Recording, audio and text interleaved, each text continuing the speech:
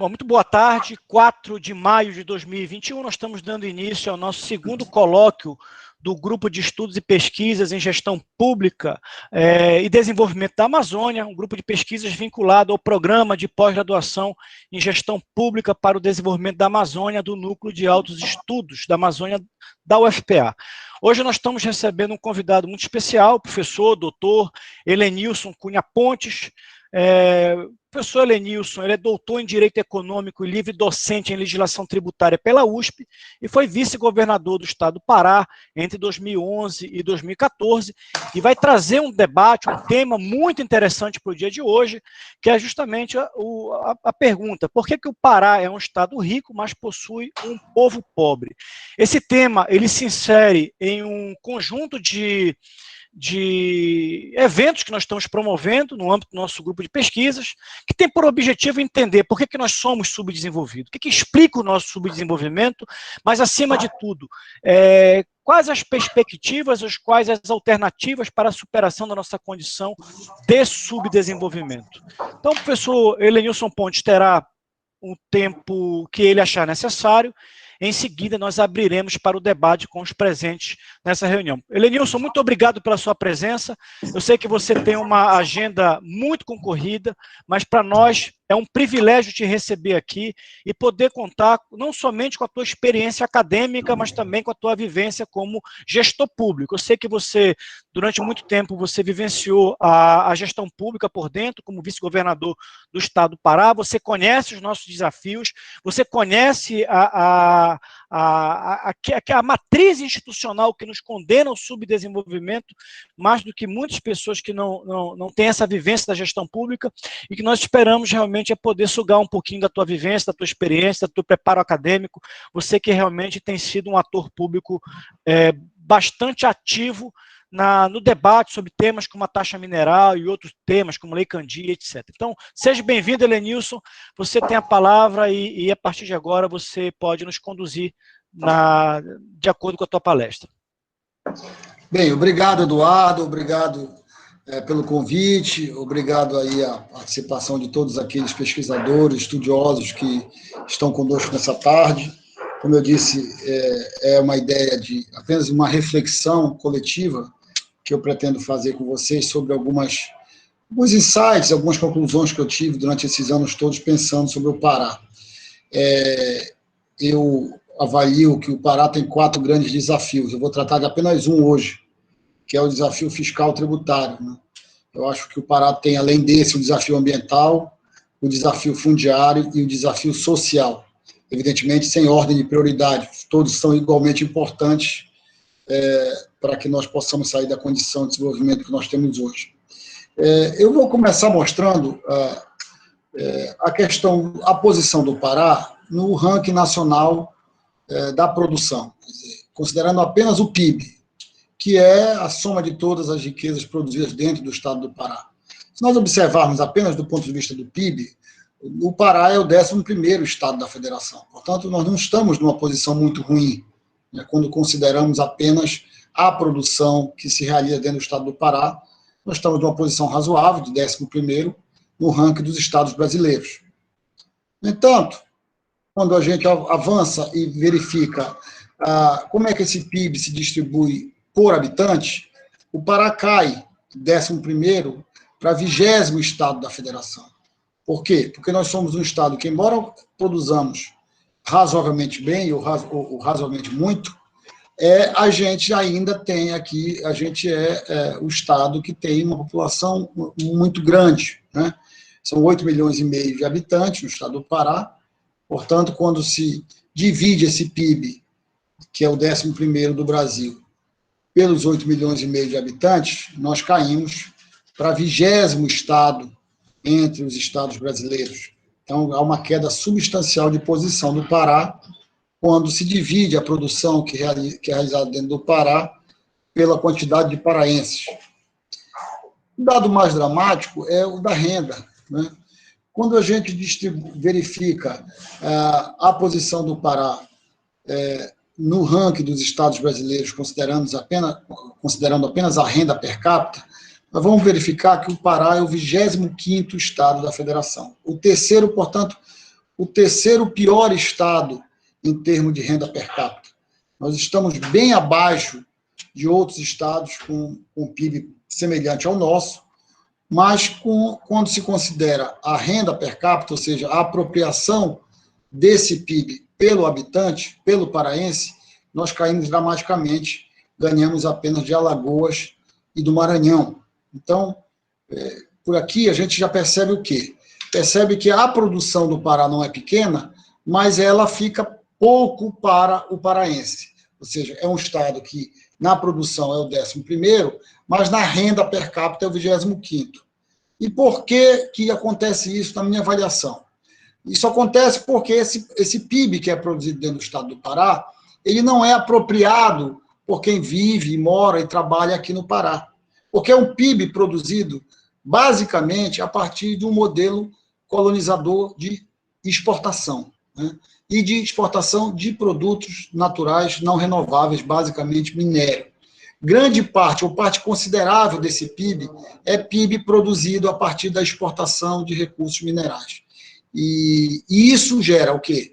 Um valor agregado de produção de PIB que não é apropriado internamente, mas sim que se reflete nos lucros ou no valor agregado dos balanços dessas grandes empresas mineradoras que são detidas por quem está fora do estado do Pará, está no mundo inteiro, né?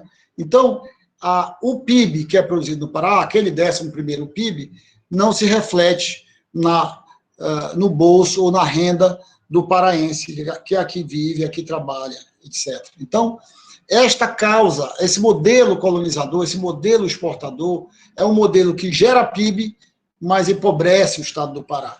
E os números estão aí para mostrar. 11º maior PIB e 25ª renda per capita do Brasil. Ou seja, não basta ter PIB, né? É preciso que esse PIB se reproduza em renda, e esse modelo mostra claramente, olhando só friamente essa questão da posição do estado do Pará, a gente já verifica que ser grande ou ter um PIB muito alto não significou ou não significa efetivamente renda no bolso do paraense, que nós estamos aí na lanterninha quase, né, ganhando apenas de Alagoas e Maranhão, quando consideramos o PIB, a renda per capita. Se nós olharmos para um indicador social básico, que é o Índice de Desenvolvimento Humano, nós vamos ver que não está muito diferente a nossa situação, né? Nós estamos em 24º, né, no Índice de Desenvolvimento Humano, ou seja, índice que mede indicadores de saúde, educação, enfim, bem-estar da população. O Pará também está lá embaixo, né? Aqui nós vamos ganhar do Piauí, do Maranhão e de Alagoas, que é o pior estado em índice de desenvolvimento humano. Ou seja, também entre os piores estados do Brasil, quando consideramos um indicador básico, que é o indicador social do índice de desenvolvimento humano. E como eu disse, na minha avaliação, uma das causas dessa distorção entre o que o Estado produz e o que o paraense apropria, ou o que ele leva ao final do dia para casa, na renda, é o modelo de geração desse PIB, que é um modelo basicamente a partir do setor minerador, um setor mineral que gera grande parte desse PIB e que é apropriado pelos acionistas das grandes empresas que estão fora do Pará. Apenas para dar um número, em 2021, a previsão de faturamento da mineração no estado do Pará, segundo os dados recentemente divulgados aí pela Indústria Nacional da Mineração, no primeiro trimestre desse ano de 2021, o setor mineral do Pará faturou 31 bilhões de reais. Se nós multiplicarmos isso por 4, numa conta simples, nós vamos chegar a uma expectativa de 124 bilhões de reais. Ou seja, o setor mineral do Pará faturará, em média, em torno de 124 bilhões de reais. Eu acredito até que vai ser maior que isso, em função da alta do dólar, a alta das commodities, que está sendo noticiada pela imprensa, e eu acredito que esse número possa até superar. Mas vamos manter essa previsão de 31 bilhões no trimestre e 124 bilhões no ano.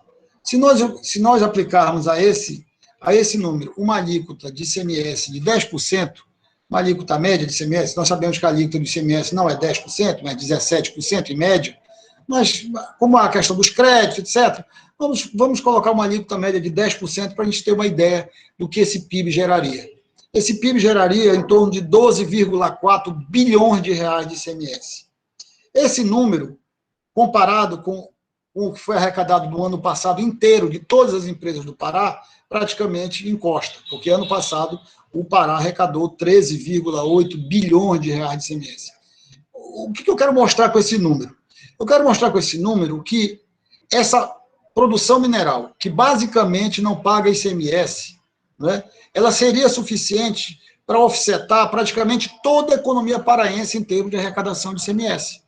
Ela encosta, ou ela fica próximo de tudo aquilo que todos os outros setores do Pará, todas as outras pessoas físicas, jurídicas, etc., pagaram em torno de ICMS, né, colocando uma alíquota média de 10%. E este faturamento de 124 bilhões praticamente está imune ao pagamento de ICMS, porque ele é destinado basicamente à exportação. Se não todo, uma grande parte desse faturamento é destinado à exportação, e o que é no mercado interno tem incentivos fiscais, tem regras especiais de diferimento, enfim, detalhes da legislação tributária. Mas grande parte desse faturamento de 124 bilhões, além de não ser apropriado, como eu disse, pelo paraense em termos de renda, também não é apropriado pelo setor público do Pará em termos de tributos, porque são receitas privadas que estão imunes ao pagamento de ICMS, porque destinadas à exportação por conta da imunidade constitucional das exportações.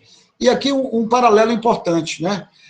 Eu estou colocando uma alíquota de 10% apenas para análise, apenas para efeito de demonstração, mas esse número de 13,8 bilhões, grande parte dele deriva de pagamento de ICMS sobre energia elétrica no estado do Pará, que representa uma parte considerável da arrecadação do ICMS. Nós sabemos que os dois grandes carros-chefes do ICMS do Pará é energia elétrica e combustíveis. Toda vez que aumenta o combustível, o Estado arrecada mais, toda vez que aumenta a energia, o Estado arrecada mais, que são as chamadas blue chips tributárias, são aquelas que têm arrecadação com menor sonegação e mais garantia de recebimento pelo poder público. Então, esse número de faturamento das mineradoras, se fosse alcançado pelo ICMS, permitiria, por exemplo, que o Estado não tivesse uma carga tributária tão alta sobre a energia como temos hoje, de 25%. Eu acho que esse é um indicador importante de como isso pode transformar até a base tributária do Estado do Pará, aliviando as pessoas físicas que, já sem renda, não conseguem, hoje financiam grande parte do setor público estadual pagando suas contas de energia com ICMS a 25%. Um dos caminhos que nós tivemos no estado do Pará para tentar capturar parte desse faturamento foi a taxa mineral. A taxa mineral foi uma criação nossa em 2011, né? Passou a ser cobrada a partir de 2012 e vem sendo cobrada aí, em média, vem arrecadando em média em torno de 500 milhões por ano. Ano passado, 2020, a arrecadação foi de 541 milhões de reais. Né? Se nós somarmos esses anos todos, desde 2012, nós vamos chegar aí próximo de 5 bilhões de reais. A taxa mineral foi uma criação engenhosa nossa aqui no Estado, que evidentemente não foi aceita pelas empresas mineradoras, que desafiaram judicialmente, usando a Confederação Nacional da Indústria, no Supremo Tribunal Federal. O Supremo Tribunal Federal não deu a liminar, manteve a cobrança da taxa mineral. O Estado vem arrecadando a taxa mineral esses anos todos, na faixa de 500 milhões por ano, como eu disse, e essa ação judicial continua lá no Supremo Tribunal Federal. As mineradoras, através da CNI, estão tentando, no Supremo Tribunal Federal, derrubar a taxa mineral, sob a alegação de que a taxa mineral seria inconstitucional, de que os estados não teriam competência para cobrar a taxa mineral, e a taxa mineral, na forma que foi fixada pela lei estadual, estaria sendo desproporcional, estaria sendo excessiva, irrazoável, né? Em função daquilo que o Estado promete fazer com os recursos por ela arrecadados. Então, esse é o argumento central das empresas que estão lá discutindo a taxa mineral no Supremo Tribunal Federal. Essa ação está em julgamento no Supremo Tribunal Federal, estava pautada, inclusive, para o dia 14 de abril, mas foi adiado, ainda sem data definida, para esse julgamento, não temos uma data definida, mas esse é um julgamento que eu considero um julgamento importantíssimo para o Estado do Pará. Importantíssimo, não apenas pelos 540 milhões que nós arrecadamos. Importantíssimo, primeiro, porque se a gente perder, a gente vai ter que devolver aí em torno de 5 bilhões de reais para as empresas mineradoras, né?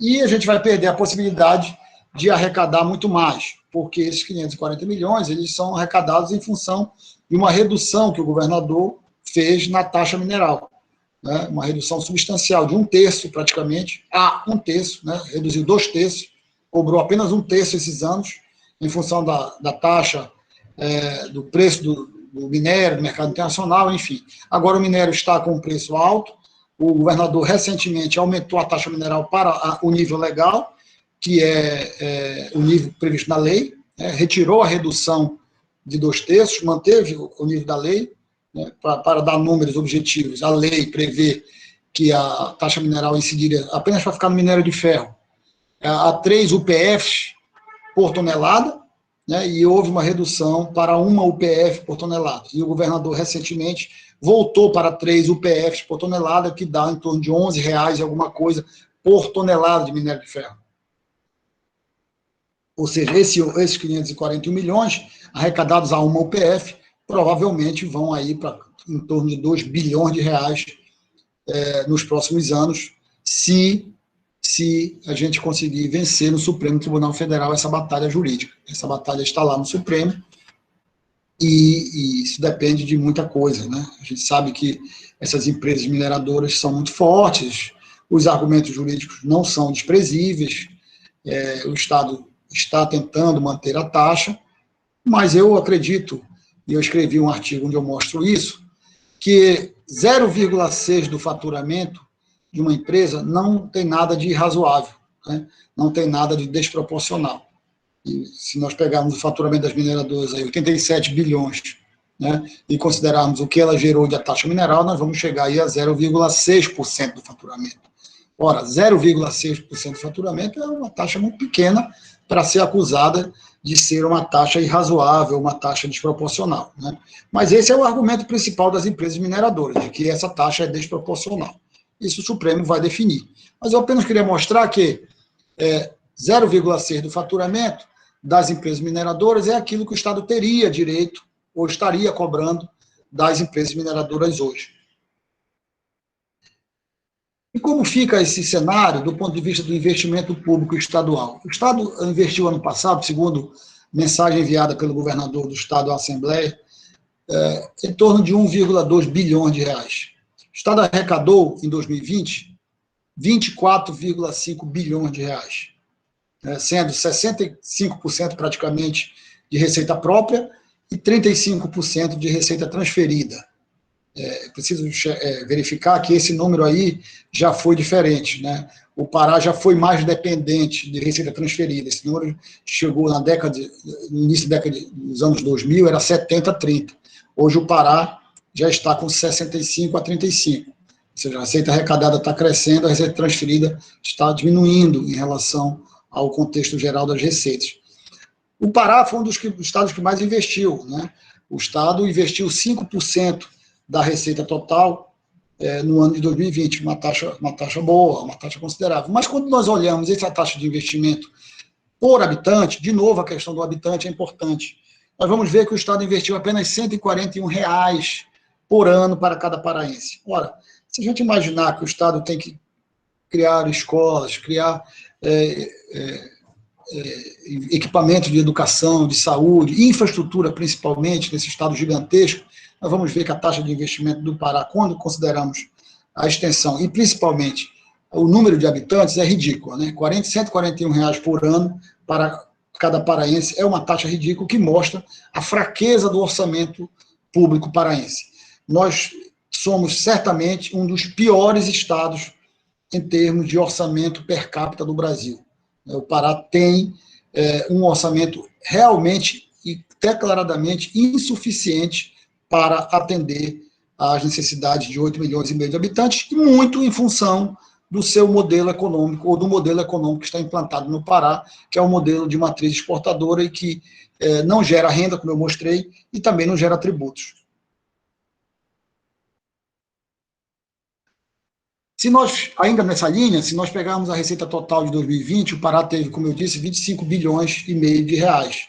Se nós dividirmos isso pela quantidade de habitantes, nós vamos ver que o Estado teve R$240 por mês.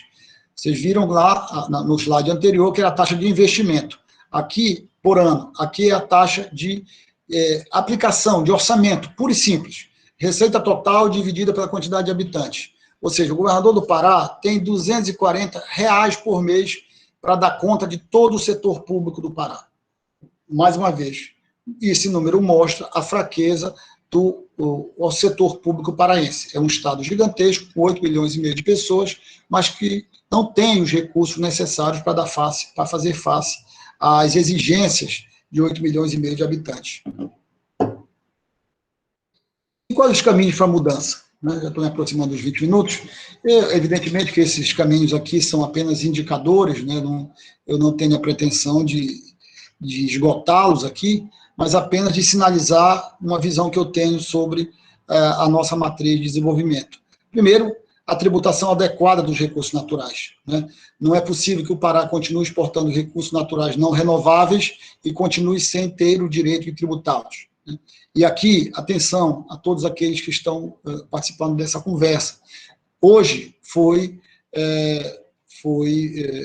divulgado o relatório do projeto de reforma tributária, que está em discussão no Congresso Nacional, que mantém a desoneração das exportações. Eu acho que esta é uma bandeira que nossos 17 deputados federais, nossos 3 senadores, os nossos 41 deputados estaduais, o nosso governador, o nosso vice-governador, todos deveríamos estar levantando uma bandeira nesse momento, que é a previsão da tributação dos recursos naturais não renováveis que são exportados. Ainda que fosse por uma alíquota fixa de 5%, 8%, 7%, enfim, 10%, enfim, mas que essa tributação voltasse a ser uma realidade, porque é uma janela de oportunidade que o Pará tem para dar efetivamente um salto, né, na sua composição fiscal, né?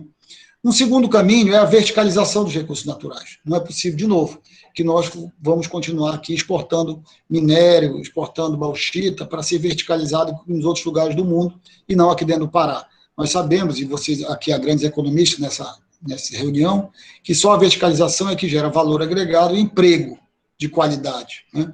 Então, a verticalização deve ser um caminho a ser perseguido para a mudança dessa situação no estado do Pará. O terceiro caminho é a diversificação da base produtiva, né? Nós temos que aproveitar outros caminhos aí. Nós temos aí o agronegócio, temos a tecnologia, o setor de tecnologia, e nós temos que procurar outros caminhos. Nós não podemos aceitar que sejamos apenas um estado exportador de recursos naturais, de recursos primários, né? Ainda assim, recursos básicos e que não passam por qualquer processo de industrialização. Eu acho que o agronegócio, em algumas regiões do Estado, pode ser um caminho importante para o Estado. Acho que a questão do setor logístico, nós somos aqui a porta de saída mais perto da Europa e da China, através do Canal do Panamá, pode ser um caminho importante para a criação de emprego e de renda no Estado do Pará. O Arco Norte, esse ano, já exportou mais do que pelo sul do Brasil, no que tange a questão do agronegócio, né? Então, eu acho que esse é um caminho que nós precisamos ampliar e olhar isso com mais carinho. E um quarto caminho é a valorização dos ativos ambientais, né? Nós precisamos ter uma política de valorização dos ativos ambientais. Não é possível que nós tenhamos aqui as maiores reservas florestais do planeta Terra e o nosso povo continue vivendo na miséria com uma renda per capita que é abaixo da média nacional, e bem abaixo. Nossa renda per capita é em torno de R$820, R$830, enquanto a média per capita do Brasil é R$1.400. Portanto, nós, o Amazonas, a Amazônia, de modo geral, tem uma renda per capita bem abaixo da média nacional. E isso por outro lado, nós sofremos as limitações ambientais, que são válidas, necessárias, evidentemente, mas nós precisamos transformar esses ativos ambientais em renda para a nossa população. Então, uma política de valorização dos ativos ambientais também, me parece, é um caminho para que a gente possa sair disso. Enfim, meus amigos, já estou próximo dos 20 minutos aqui. Em resumo, o que eu acho é que o Pará merece mais, sabe? Eu acho que a federação tem uma dívida grande com o estado do Pará. Nós estamos, ano a ano, deixando dólares lá nos cofres da União. Há um outro slide que não foi colocado aqui, algum equívoco aqui, mas a gente deixa em torno de 20 bilhões de dólares por ano nos cofres da União em termos de saldo de balança comercial. Ora, 20 bilhões de dólares por ano contribuindo com o Brasil e nós não estamos recebendo em troca nada. Aliás, estamos recebendo pobreza e desigualdade que só tem aumentado no estado do Pará nos últimos anos. Era isso, Eduardo. Fiquei dentro do tempo, 23 minutos, agradeço, vou ficar à disposição para a gente poder dialogar. Grande abraço. Boa tarde, pessoal. Só queria dar um anúncio aqui, que eu fui incumbido de dar essa mensagem, do nosso colóquio do Grupo de Pesquisa em Gestão Pública e Desenvolvimento da Amazônia, os GPDA. O nosso próximo tema será a introdução à teoria da escolha pública, com o professor Cláudio Dissei Chiquida. Ele é doutor em Economia pela Universidade Federal do Rio Grande do Sul, é professor do curso de Ciências Econômicas da UFPEL e atualmente é coordenador geral de pesquisa da Diretoria de Pesquisa Pós-Graduação da ENAP. A data vai ser no dia 18/5, já convidamos todo mundo para participar do evento. Às 17 horas, aqui vai ser divulgado. Queria parabenizar o professor Helenilton pela brilhante exposição. Acho que os problemas estão postos aí à mesa, não são pequenos, né? São muito grandes, e a gente tem um grande desafio. Professor Eduardo, por favor. Bom, muito bem, eu me inscrevi para a pergunta, né? Então, quem tiver interesse em perguntar, a gente pede que faça a inscrição pelo chat, para a gente organizar as falas. Helenilson, eu queria te parabenizar pela tua fala, você foi extremamente preciso. Algo que a gente tem compartilhado dentro do grupo de pesquisa é que nós precisamos fazer com que a universidade pense soluções para a nossa trajetória de subdesenvolvimento. Pará, ele é considerado um estado subdesenvolvido porque, apesar de ter taxas de crescimento econômico expressivas em função fundamentalmente dos grandes projetos, como você mesmo afirmou, a sua população ainda graça, lamentavelmente, indicadores sociais os mais terríveis possíveis. Então, os grandes projetos, eles trazem crescimento econômico, mas eles trazem consigo passivos sociais, passivos ambientais que precisam ser mitigados. Há, portanto, uma demanda crescente por serviços públicos e sem que haja uma contrapartida na capacidade de investimento do Estado. Nós participamos de uma live recentemente, eu e você lembra que a gente discutia, a alternativa, ela é muito mais, eu diria, uma alternativa federativa, do que uma alternativa que esteja no campo da governabilidade ou da governança estadual.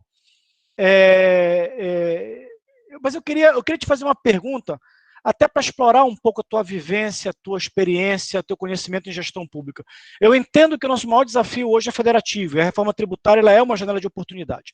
Mas eu diria que hoje um dos nossos maiores desafios é aquilo que a gente chama de capacidade governativa, que é a capacidade que o Estado tem de implementar políticas públicas.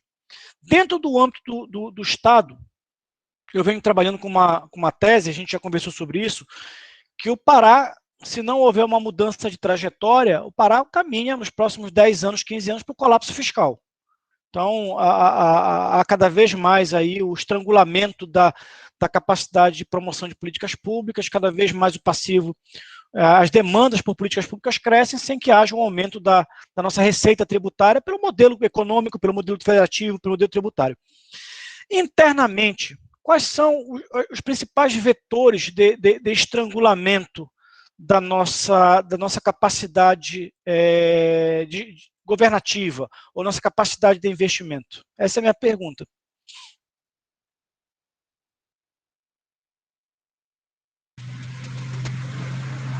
Eduardo, eu vejo que nós precisamos ser criativos, né? Eu acho que... Vou dar um exemplo para você. Eu acho que, por exemplo, não dá para o Estado gastar 200 milhões todo ano na PA 150 para os caminhões trazerem minério para Barcarena, e nem soja para Barcarena, né? Então, tem coisas no Estado do Pará que precisam ser alteradas, né? A gente precisa fazer que quem usa a logística do Estado do Pará pague pela logística do Estado do Pará. Nós precisamos, para isso, nós precisamos criar, nós precisamos inovar, nós precisamos utilizar mais o setor privado, né? Você falou de uma situação aí do esgotamento fiscal. Eu vou dar um dado, eu estava estudando esses dias a questão previdenciária, o Catete é alguém que conhece esse tema, né?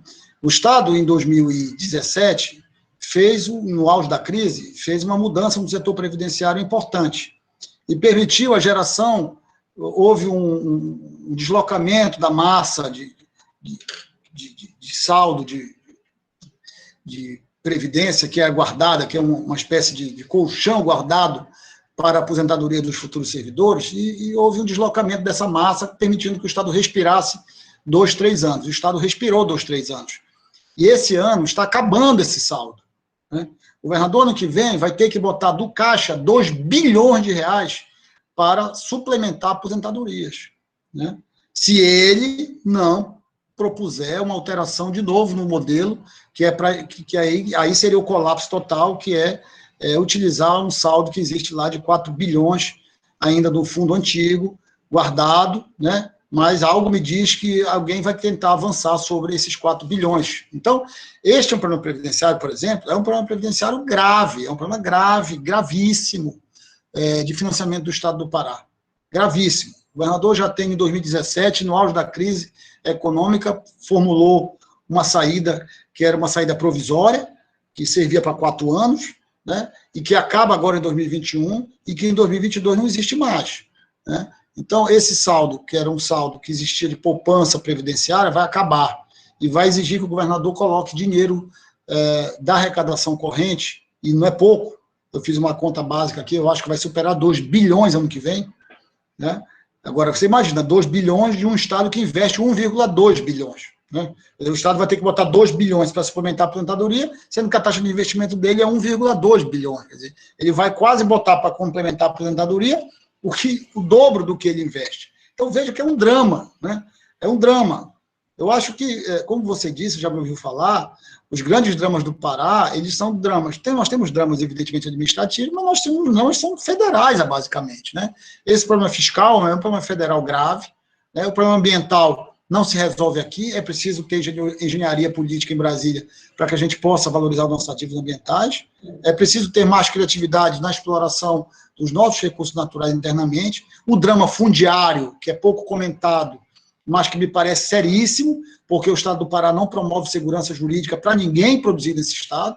Quer dizer, é sempre a mesma coisa, você reúne com o setor produtivo, é sempre a mesma reclamação, que a SEMA não funciona, que o ITERPA não funciona, que os órgãos de fiscalização só se aproximam para punir e que não promove segurança jurídica, né? Então, eu acho que nós temos dramas aqui que algumas coisas dá para fazer internamente. Essa questão fundiária, por exemplo, dá para fazer internamente. É inaceitável que nós tenhamos ainda terras públicas aí enorme extensão, e nós não conseguimos titular, vender essas terras, transformar isso em receita pública, nem que seja vinculada, e eu proponho que seja vinculada ao Instituto de Previdência, para que esses servidores possam ter uma garantia de recebimento das suas aposentadorias, porque se eles não tiverem, a geração atual vai ter que pagar ICMS para poder pagá-los. Então, é preciso que o Estado gere receita para que esses servidores possam ter uma garantia de aposentadoria tranquila, né? Então, sim, existem desafios de gestão? Existem desafios de gestão. Pode ser melhor ou pior, mas é preciso alterar os fundamentos da questão fiscal no Estado do Pará, sabe, Eduardo? Senão nós vamos ficar trocando CPF de governador, né? E o que é central não muda, né? Ah, mas esse é melhor gestor do que aquele. Podemos ter um gestor melhor, outro pior, enfim, um que foque mais num setor, outro no outro setor, mas o fundamental para mim, a renda, a desigualdade, né? Eu tive esse final de semana no Marajó, e quando você olha, eu não quis nem botar os números do Marajó, mas os números do Marajó são números horríveis, né? Horríveis, né? Que devem envergonhar a todos nós que somos paraenses. Os números do Marajó são muito piores do que esses números que são do Pará, né? O Marajó é efetivamente uma ilha de pobreza, né? E nós não temos política para o Marajó, né? Uma política efetiva, nós não temos sequer universidade no Marajó, né? Então, nós não vamos dar um salto de qualidade quando a gente não compreender que existem aí problemas que são localizados e que, não sei, talvez merecessem uma atenção um pouquinho maior.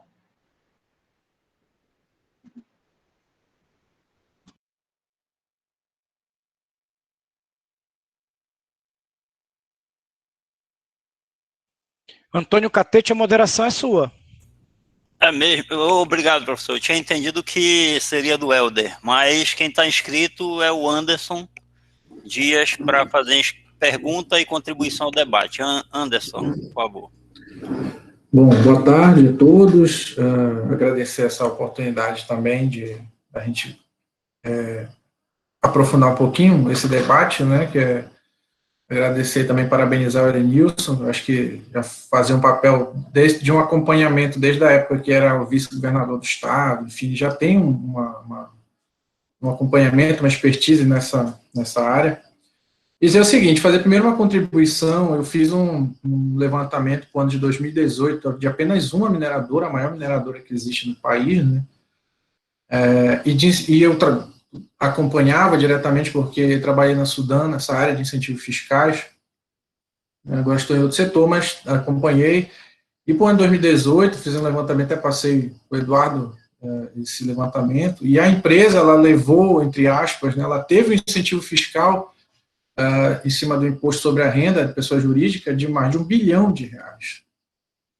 Né? Mais de R$1 bilhão. Isso em 2018, que foi, teoricamente, o último ano, e depois foi renovado até 2023, de incentivo fiscal. Né?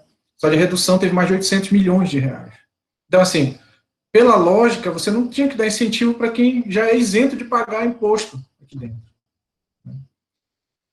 Mas essa é uma discussão que, com certeza absoluta, a gente quer envolver a sociedade, porque já há uma demanda do TCU hoje para a revisão dos setores prioritários para o desenvolvimento na Amazônia, que vão receber incentivo fiscal, e a gente tem que urgentemente rever isso. Né? A professora Maria Amélia tratou o recurso natural como algo que é esgotável, e não é renovável, não tem como você renovar o minério. Né? E, a meu ver, eu queria só a opinião do Elenilson, a visão dele com relação à continuidade ou não desses incentivos, de que forma ele enxerga esses incentivos para mineradoras, né, na Amazônia. E como isso pode prejudicar ainda mais, porque a gente já sabe que prejudica, de certa forma, já prejudica o Estado. Né? Então, qual é a visão do Elenilson com relação ao incentivo fiscal dado pela União, né, através da redução do imposto de renda? E, Anderson, esse modelo de incentivos fiscais para a Amazônia nos deixou nesse modelo de pobreza que nós temos hoje. Né? Tá claro para mim que dar incentivo fiscal de imposto de renda para atrair quem vem para a Amazônia não funciona, né? Mas contra nós temos aí a Zona Franca de Manaus, né? Porque esse modelo de incentivo fiscal Sudã, vamos dizer assim, modelo Sudã, né? Ele não foi pensado para o Pará, ele foi pensado para a Zona Franca de Manaus, né? Então, se você observar as grandes empresas e grandes indústrias que estão na Zona Franca de Manaus, todas elas se aproveitam desse modelo de incentivo fiscal de imposto de renda, né? Então, é preciso deixar claro que isso é imposto de renda. Então, isso, de modo direto, não afeta a nós paraenses, o Estado do Pará, as finanças do Estado do Pará. Então, essa realidade é uma realidade que precisa mudar, né? Eu gosto muito de observar os números, sabe, Anderson? E verificar que isso que foi pensado na década de 60, isso não levou a uma alteração na condição de vida de quem vive na Amazônia, né? Pelo contrário, a renda de quem vive no Amazonas, e lá tem uma Zona Franca de Manaus, é muito parecida com a do Pará, onde não tem Zona Franca de Manaus. Como é que você explica isso, né? Quer dizer, vamos dar um número, tá? A União, ela abre mão para a Zona Franca de Manaus praticamente do mesmo valor que nós geramos de imposto de renda, aliás, de saldo de balança comercial, né? Então, o que a gente gera de saldo de balança comercial para o Brasil é o que a União abre mão para ter as montadoras lá, as indústrias da Zona Franca de Manaus. Ou seja, há um trade-off dentro da Amazônia. É tirado do Pará e é levado para o Amazonas. Isso seria maravilhoso se o pessoal do Amazonas tivesse uma renda maior. Só que você olha para a renda do Amazonas, é igual a do Pará. Então tem alguma coisa errada aí. Né? Ou seja, dar 20 bilhões de dólares para o Amazonas de incentivo fiscal não alterou a vida do amazonense. Não alterou a vida do amazonense. Como é que você explica isso? Né? Pelo contrário, e aí nós aqui do Pará estamos dando incentivo fiscal, nós não, quer dizer, a União, na hora que ela desonera a exportação, isso também não melhorou a vida de quem vive no Pará. A renda é igual. Então tem alguma coisa nesse jogo que não está batendo. Quando os militares pensaram disso na década de 70, eles pensaram na lógica da ocupação da Amazônia, né? era preciso ocupar a Amazônia, então era preciso dar incentivo fiscal para que as pessoas pudessem vir para cá e atraídas pelo benefício tributário. Nós vimos que esse benefício tributário não alterou a vida de quem vive na Amazônia. Então, eu sou crítico desse modelo, acho que nós na Amazônia ganharíamos mais se a gente pegasse esses 20 bilhões que o governo dá de incentivos e aplicasse exatamente em logística, por exemplo, né? E aplicasse em programas sociais, aplicasse numa renda que eu chamo de renda verde, que é um valor, um auxílio para que as pessoas pudessem ter compromisso com a manutenção da floresta em pé, e a quem vive na Amazônia pudesse ter uma vida digna, enfim, políticas sociais na Amazônia, e não pegar 20 bilhões e dar na mão dessas grandes empresas, que são montadoras lá em Manaus, montadora de televisão, montadora de 2 rodas, etc. Né? Então, assim, é um dinheiro público que vai, se você pegar a demonstração de renúncia fiscal que a Receita Federal solta todo ano, depois do Simples e das despesas de educação, lá do imposto de renda, esse benefício da Zona Franca de Manaus é um dos maiores benefícios fiscais que existem no Brasil. E está na Constituição, você não vai conseguir tirar de lá tão cedo. Mas é preciso fazer uma análise crítica dele. Eu não sou amazonense, mas se eu fosse amazonense, eu faria. Olha, tudo bem, vocês querem a Zona Franca de Manaus, querem o incentivo fiscal, agora deixa eu te mostrar o número aqui. Vocês, com tudo isso, têm a renda per capita uma das mais baixas do Brasil. Então, esse modelo não funcionou para vocês, não está funcionando. Isso está empobrecendo vocês, como empobrece o Pará essa não tributação da exportação. Então, nós somos irmãos na desgraça. Né? Só que nós temos uma desgraça pior do que a deles, porque eles têm um incentivo fiscal a favor deles, e nós temos um incentivo fiscal contra nós, porque a União abre mão de receita para que existam empresas lá. Né? E essa renúncia que a União faz para eles, diretamente, né, não mudou a realidade de quem vive no Amazonas. Né? Então, assim, respondendo diretamente, eu sou crítico, acho que esse modelo de incentivo fiscal via imposto de renda não funcionou. Seria melhor que esse recurso público fosse investido diretamente em logística ou em programas sociais diretamente relacionados ao desenvolvimento social e ambiental de quem vive na Amazônia, do que entregue na mão de meia dúzia de empresas que se apropriam desse agregado fiscal nos seus balanços. Obrigado, professor Lenilson. Quem está inscrito agora sou eu e queria iniciar fazendo e parabenizando pela preocupação. O professor Lenilson deu uma visão holística do nosso estado. Ele mostrou os 4 eixos de grande preocupação, né, professor Lenilson, que nós temos aqui no estado. E depois focou mais nessa parte da arrecadação. Eu queria dar alguns dados, professor Lenilson, sabe, que eu acho extremamente importante, é que nosso modelo de tributação, ele é um modelo de tributação extremamente regressivo, né? E ele se apresenta, mais uma vez, regressivo quando a gente analisa essa questão da Lei Candir, como ela vem com grau de regressividade. Ou seja, quem tem o maior potencial econômico tem a menor carga tributária. Né? Então, você vê a Vale que tem todo esse potencial, e aí você pega, em cima dos dados que o senhor passou, até que eu costumo verificar esses dados, de 2020, onde nós tivemos 24,5 bilhões de reais de arrecadação, 15,5 é própria e 8,7 é transferência. Se a gente pegar o que representou o comércio como um todo, comércio atacadista, varejista do estado do Pará, que representa 20%, ele é 3,16 bilhões. Ou seja, está se cobrando 3,16 bilhões da população, a grosso modo, mais pobre do estado, que é quando vai fazer seu supermercado, é quando vai na feira, vai em tudo que é lugar, arrecada 3,16 e a gente deixa de arrecadar, como o senhor colocou muito bem, em torno de 12 bilhões, que é quase uma arrecadação própria. A arrecadação própria de 2020 foi 15,8 bilhões. E se a gente tributasse, seria 12, se tributasse a 10, né? Claro que a gente tem que ver que a exportação, a tributação, embora a média da tributação interna seja de 7%, mas a exportação sempre foi 13%, né? E aí tinha alguns benefícios que findava sendo um pouco menor, mas ela era 13%. E a gente vê a energia elétrica, ela representa 1,58 bilhões de reais em 2020. Ela representou isso em torno de 10% da arrecadação total do Estado. Isso também é cobrado grande parte das pessoas que têm menor potencial econômico. Então, a gente tem uma carga tributária às avessas, né? Extremamente complicado. O combustível, por exemplo, representa em torno de 4 bilhões de reais. Representou em 2020.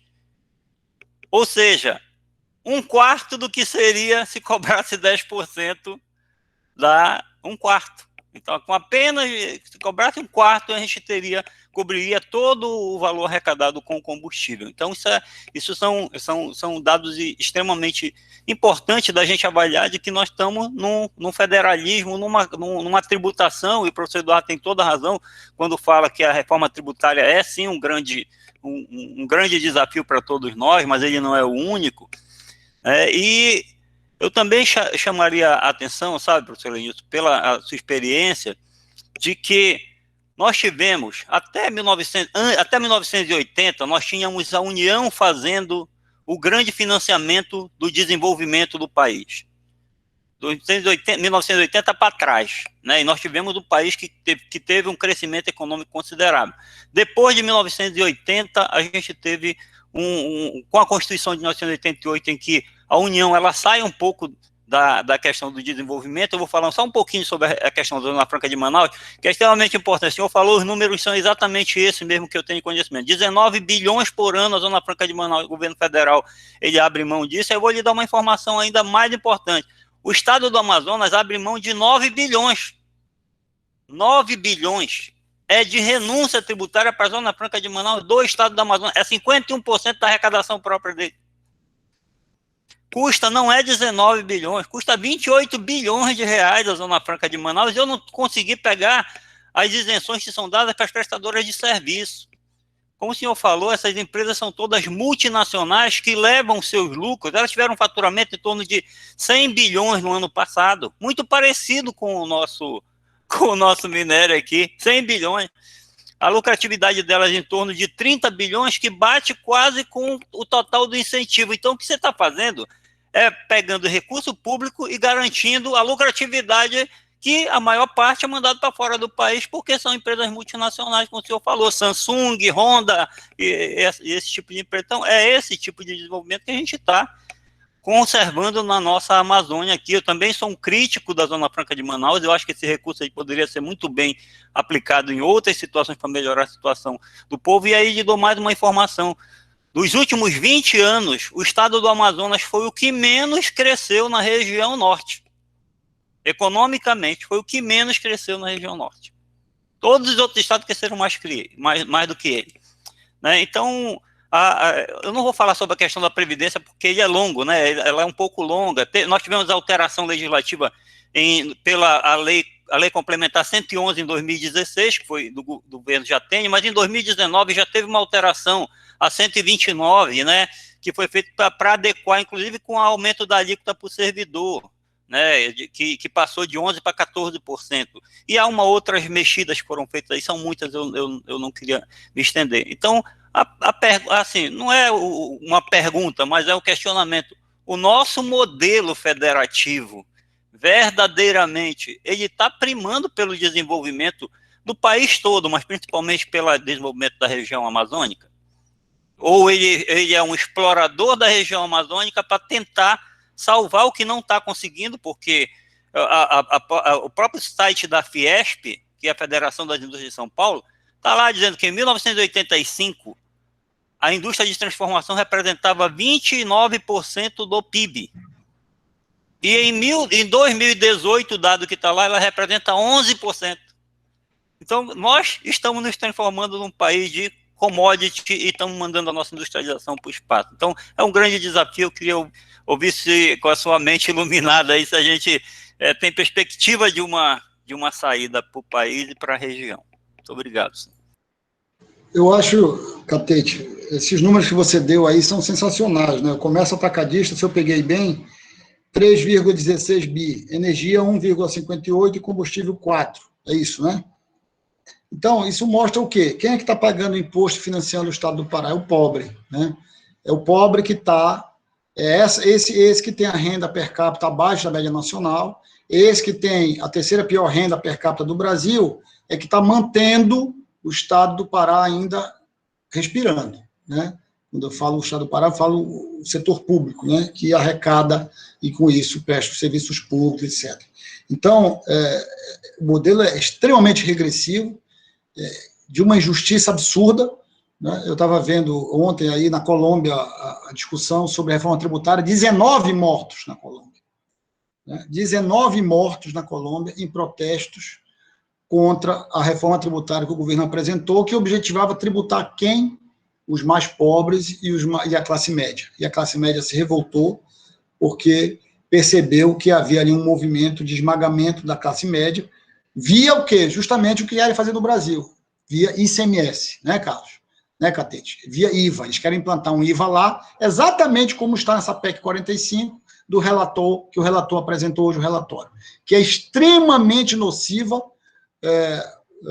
para a classe média, vai aumentar a carga tributária brutalmente da classe média, esse modelo que está lá, e vai esmagar ainda mais, na minha avaliação, a classe média, sem contar os danos laterais de complexidade, etc. Mas apenas para mostrar que o tema da reforma tributária é um tema importante que deveria ter uma popularização maior.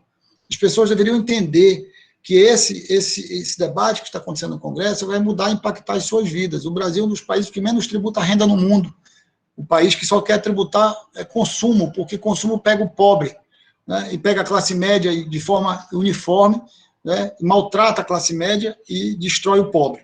Enquanto que a tributação sobre renda e patrimônio, que deveria ser o foco de um país com a desigualdade do Brasil, é esquecida no Brasil. Né? Então, eu sou um crítico desse modelo, eu acho que o Brasil não tem modelo para a Amazônia, eu acho que não existe ali no Congresso Nacional, nas cabeças, no Planalto, ninguém pensando na Amazônia, Catete. Eu acho que pessoas que ocupam os espaços de poder não têm, e nós, internamente na Amazônia, também não temos articulação alguma. Né? Você não consegue, dentro da Amazônia, criar um pacto político que sejam aqui entre os senadores, os governadores, que pudesse levar a Brasília um modelo que atendesse às necessidades do povo da Amazônia. É incrível a desarticulação, a falta de liderança política para criar um modelo para a Amazônia. E esse modelo para a Amazônia não vai ser criado em Brasília nem em São Paulo. Esse modelo da Amazônia só vai ser criado se for por nós, né? Se for pelas lideranças políticas locais, regionais, e que essas lideranças pudessem se juntar, porque se nós, lá no Senado, por exemplo, somos todos iguais, né? Todos temos 3 senadores, né? Na Câmara, evidentemente que nós somos inferiores ao Centro-Sul, ao Nordeste, mas no Senado nós temos o mesmo peso, né?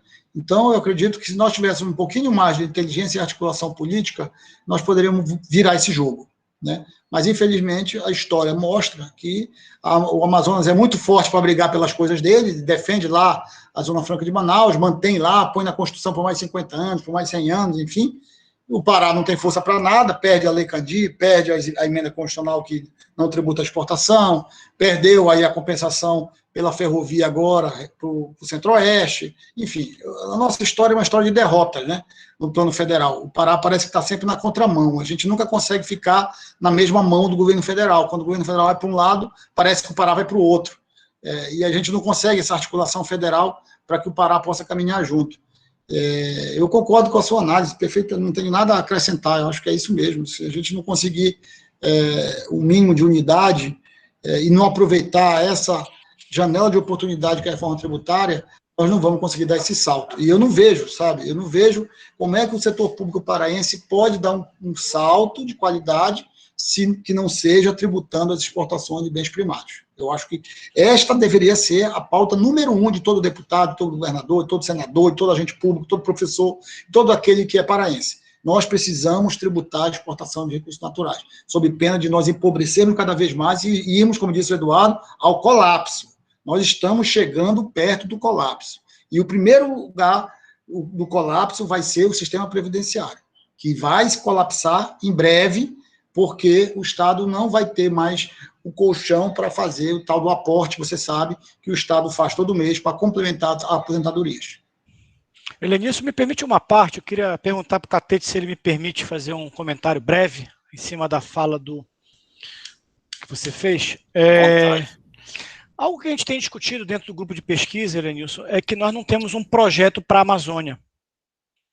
Nós não temos um projeto para os amazônidas, nem para a Amazônida, sobretudo elaborado pelos amazônidas. É curioso que, muitas vezes, quem ousa pensar a Amazônia são pessoas de fora.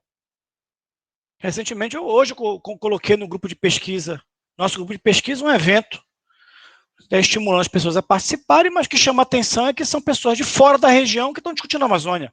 E isso não é exceção, isso é regra. Eu me lembro que o Armando Dias Mendes escreveu na década de 1970 um livro chamado Invenção da Amazônia. E naquele livro, ele dizia que um dos desafios, ele chamava o enigma amazônico, era a universidade se converter ao seu entorno. E uma autocrítica que a universidade precisa fazer, e aí eu digo como membro de uma universidade, como membro do grupo de pesquisa, nós estamos pautando muito mal o debate público. Ou não pautando. Ou nós não pautamos o debate público, ou nós pautamos muito mal o debate público. Temas como, por exemplo, a reforma tributária agora, que está em vistas de ser discutida no Congresso Nacional, era para a universidade estar na vanguarda do debate. A pergunta, por exemplo, qual vai ser o impacto da reforma tributária para a Amazônia? Ou qual é a melhor reforma tributária para a Amazônia? Deveria ser um tema que nós deveríamos estar discutindo. Aliás, eu já aproveito e já faço um desafio a você e o Antônio Catete para a gente organizar um colóquio para a gente discutir esse tema da reforma tributária e Amazônia. Até mesmo porque isso vai estar na crista da onda. Como você mesmo colocou em debate anterior que nós participamos, essa reforma tributária que está sendo pautada na Amazônia, agora estão falando em fatiar a reforma tributária, ela pode ser pior que a emenda. Pode ser pior, pode ser uma tragédia para a gente, do ponto de vista federativo, pior do que já é. E é curioso, quando você fala na tributação dos pobres, é que há um mês atrás, é curioso que repercutiu nas mídias aqui no estado do Pará, o paradoxo, né? O fato do Brasil estar numa crise econômica em função da pandemia, mas o estado do Pará teve um aumento de arrecadação. E quando a gente vai ver o aumento de arrecadação se explica, entre outros fatores, por coisas que você já disse aqui, como, por exemplo, o aumento do preço da energia, o aumento do preço do combustível em função do ICMS, mas também se explica pelo auxílio emergencial. O auxílio emergencial injetou bilhões de reais na economia do estado do Pará. Essas pessoas que estão em situação de vulnerabilidade social, que receberam auxílio emergencial ao comprarem seu feijão, ao comprarem seu arroz, contribuíram significativamente para o aumento de arrecadação do Estado. O que é um contrassenso. De um lado você tem a pessoa, o pobre, o que está abaixo da linha da pobreza, em situação de vulnerabilidade social, contribuindo pesadamente com 50% do preço de um feijão, 35% com o preço de uma outra mercadoria que ele compra, e a empresa mineradora se negando a pagar 0,6% do seu faturamento. Isso é imoral. Desculpem, isso é imoral. Isso é imoral e uma empresa recorrer, como as empresas mineradoras, usarem a Confederação Nacional das Indústrias para recorrer no Supremo Tribunal Federal contra isso, eu diria que isso é um tapa na cara de todo cidadão paraense. Até mesmo porque me admira a Confederação Nacional das Indústrias pautar uma agenda dessa, porque é uma política industrial às avessas. O que a indústria precisa? A indústria precisa de povo com educação, mão de obra qualificada, mão de obra com saúde pública, precisa de logística, de infraestrutura, e quando você tira do Estado a capacidade de promover políticas públicas, você está tirando do Estado a capacidade de promover uma política industrial. E aí você não diversifica a base econômica, você não atrai investimento, porque você tem fatores limitantes, crônicos, na sociedade. Então, esse debate nós precisamos fazer, isso é algo que nós estamos fazendo no GPDA, e eu espero que você aceite o convite, junto com... Eu gostaria de ver o Catete debatendo com você numa mesa sobre reforma tributária, também porque o Catete é uma pessoa da área. Enfim, Catete, eu devolvo a palavra para você. Obrigado, professor Eduardo, obrigado. Eu não sei se o professor Elenilson quer fazer alguma consideração. Não, né? Então nós temos inscrito a Paula e o do Alisson. Paula, por favor. Boa tarde, doutor Elenilson e os demais também presentes. O senhor fez uma referência acerca de um planejamento, né, do Estado ter um planejamento. E aí a gente vai e faz uma pesquisa rápida, e eu peguei um planejamento da FAPESP, que eu lembro que o Eduardo apresentou em algum tempo. Era um planejamento estratégico de desenvolvimento sustentável com 23 áreas de ação, e muito interessantes, porque eles vão ao encontro do que o senhor está falando, a questão da logística, a agricultura familiar como base, né? A produção e verticalização da cadeia de palma, a produção e verticalização da cadeia de soja e milho, o fomento à cadeia do açaí, o fomento à cadeia de cacau, turismo gastronômico, intensificação da pecuária sustentável e verticalização, produção e verticalização, enfim, vários. Eu vou colocar o link para as pessoas, se quiserem pegar depois, para não me alongar nos 23 itens, mas isso foi feito em 2016, era o Pará 2030. Nós tivemos uma mudança governamental e o que a gente mais vê é ruptura de ações. E o impacto disso para a população, porque nós começamos a financiar ações e elas param sem justificativa. Existe uma decisão, uma escolha pública, né, de parar algo sem fundamentar por quê. E na esfera econômica, com impacto para os investidores de médio e longo prazo, sem nenhuma justificativa e sem criar nova saída para gerar emprego. O que o senhor entende que o gestor, governadores, prefeitos, enfim, eles se deparam com um planejamento e dizem, olha, não quero. Isso é prejudicial para a gente, né? Porque nós temos áreas sensíveis, áreas que, quando você mexe numa simples regulação, numa alíquota, já bagunça toda a estrutura produtiva. Então, como fica o Estado? A gente diz que falta um plano para a Amazônia, mas se o nosso Estado, que tem condições de ser referência, não consegue, a gente não vai conseguir agregar o plano para a Amazônia, porque tem que chefiar isso, tem que mostrar, olha, é possível. A sede da Sudan está aqui, a sede de vários órgãos estão aqui, nós perdemos referência na saúde. O Evandro Chagas, que é referência internacional, agora está filiado na Fiocruz. A área de produção do Evandro Chagas foi lá para Belmanguinhos. E nós temos aqui a biodiversidade disponível para pesquisa, e agora a gente tem que submeter a um orçamento da Fiocruz, que deixa de priorizar o que nós temos aqui. Então, nós perdemos também, com essa falta de articulação política, a discussão de questões estratégicas. O que o senhor pensa disso? O que as estruturas podem melhorar nesse aspecto? Não, eu só queria, Paula, concordar com você. A quebra dos instrumentos de planejamento, elas são danosas demais, né, para o processo de desenvolvimento, né? Quando você tem um planejamento caminhando e há uma troca de governo, as escolhas políticas, elas influenciam diretamente as escolhas governamentais posteriores, né? Então, eu queria concordar com você, eu acho que isso é ruim, né, é grave, e do ponto de vista macro, da falta de uma articulação maior, a pobreza política da Amazônia, né? A gente percebe que a fraqueza do ponto de vista de força em Brasília para lutar pelo que é regional. E eu acho que grande parte desse atraso da Amazônia se deve à nossa fraqueza política, sabe? Você acabou de dar um exemplo do Evandro Chagas, né? Isso é retrato o quê? De fraqueza política, né? Nós não tivemos articulação política suficiente em Brasília para manter o Evandro Chagas forte aqui, que era uma conquista histórica do estado do Pará, um centro de pesquisa e desenvolvimento de mentes brilhantes, enfim, de pessoas que estão aí, que estão no top da cadeia científica aí no mundo, muitas vezes, né? E nós estamos perdendo tudo isso, perdendo por fraqueza política. Na minha avaliação, isto é fraqueza política. Estamos numa federação onde há uma disputa de poder natural entre os estados, e nós, infelizmente, em Brasília, não estamos tendo força política necessária para manter nossas coisas aqui e melhorar aquilo que temos aqui. Eu concordo com o teu diagnóstico, Paulo. Obrigado, professor Lenilson. Do Alisson agora está escrito, do Alisson. À vontade, por favor.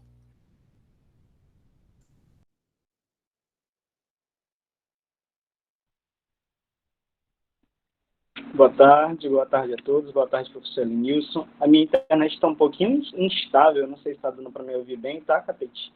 Tá sim, tá dando sim. Professor, a Constituição de 1988, ela elevou, né, os municípios, perfeito, a categoria de entes federativos, né, dando mais autonomia aos municípios, concedendo a eles o direito de participar, né, de um percentual ali do produto de arrecadação dos estados e da União. Então, nesse sentido, eu queria ouvir a opinião do senhor com relação ao papel dos municípios dentro dessa crise fiscal e desse ambiente socioeconômico totalmente desfavorável, que foi muito bem elencado pelo senhor no âmbito do Pará, né? Ou seja, até que ponto os municípios eles são corresponsáveis, né, por essa situação que a gente tem vivido no Pará, de crise fiscal e também de baixos índices socioeconômicos. Essa seria a pergunta. Alisson, obrigado. Eu acho que os municípios são vítimas, né, desse processo todo, né? Eu acho que os municípios eles são vítimas tanto quanto o Estado é vítima, com exceção, evidentemente, de Paraopebas e Canaã, que são duas ilhas de prosperidade no meio do mar de pobreza, né? Os restos sofrem, né? Os municípios, a grande maioria insolventes, inadimplentes, municípios com enorme extensão territorial, sem condições mínimas de funcionar basicamente naquilo que é básico, serviço público, saúde e educação, infraestrutura nem se fala, né? Então, eu acredito que os municípios são vítimas desse modelo todo. E eu diria que talvez a maior vítima, porque lá o prefeito é o que tem que dar conta do que é básico, né? Do posto de saúde, da escola infantil, da creche, né? O governador fica mais distante disso, né? E o prefeito tem que dar conta do que é básico. E eu diria que esse modelo é um modelo realmente que pesa ainda mais para os gestores municipais. Acho que esses são as principais vítimas desse processo aí, no que está na gestão pública, porque tem que dar conta de situações que muitas vezes, a maioria das vezes, não tem o menor meio disponível para dar conta. Basta ver a situação fiscal dos municípios do Pará, a grande maioria inadimplente. Obrigado, senhor Lenilson. Senhor Lenilson, eu vou aproveitar para falar um pouquinho sobre a questão previdenciária, porque eu estudei bastante isso, até porque como participante do sindicato, né, eu estava negociando e fazendo emendas em 2016 e em 2019, né? Em 2016, o que foi feito pelo governador Jatene, naquele momento, a gente tinha 2 fundos previdenciários. Era o Finanprev, que era deficitário, e o Funprev, que era superavitário. Ou seja, o Finanprev não entrava mais ninguém desde 2012. 2002 não entrou mais ninguém, e todo mundo que ingressava no Funprev. Portanto, como ninguém se aposentava pelo Funprev, todo mundo era contribuinte dele, ele era superavitário.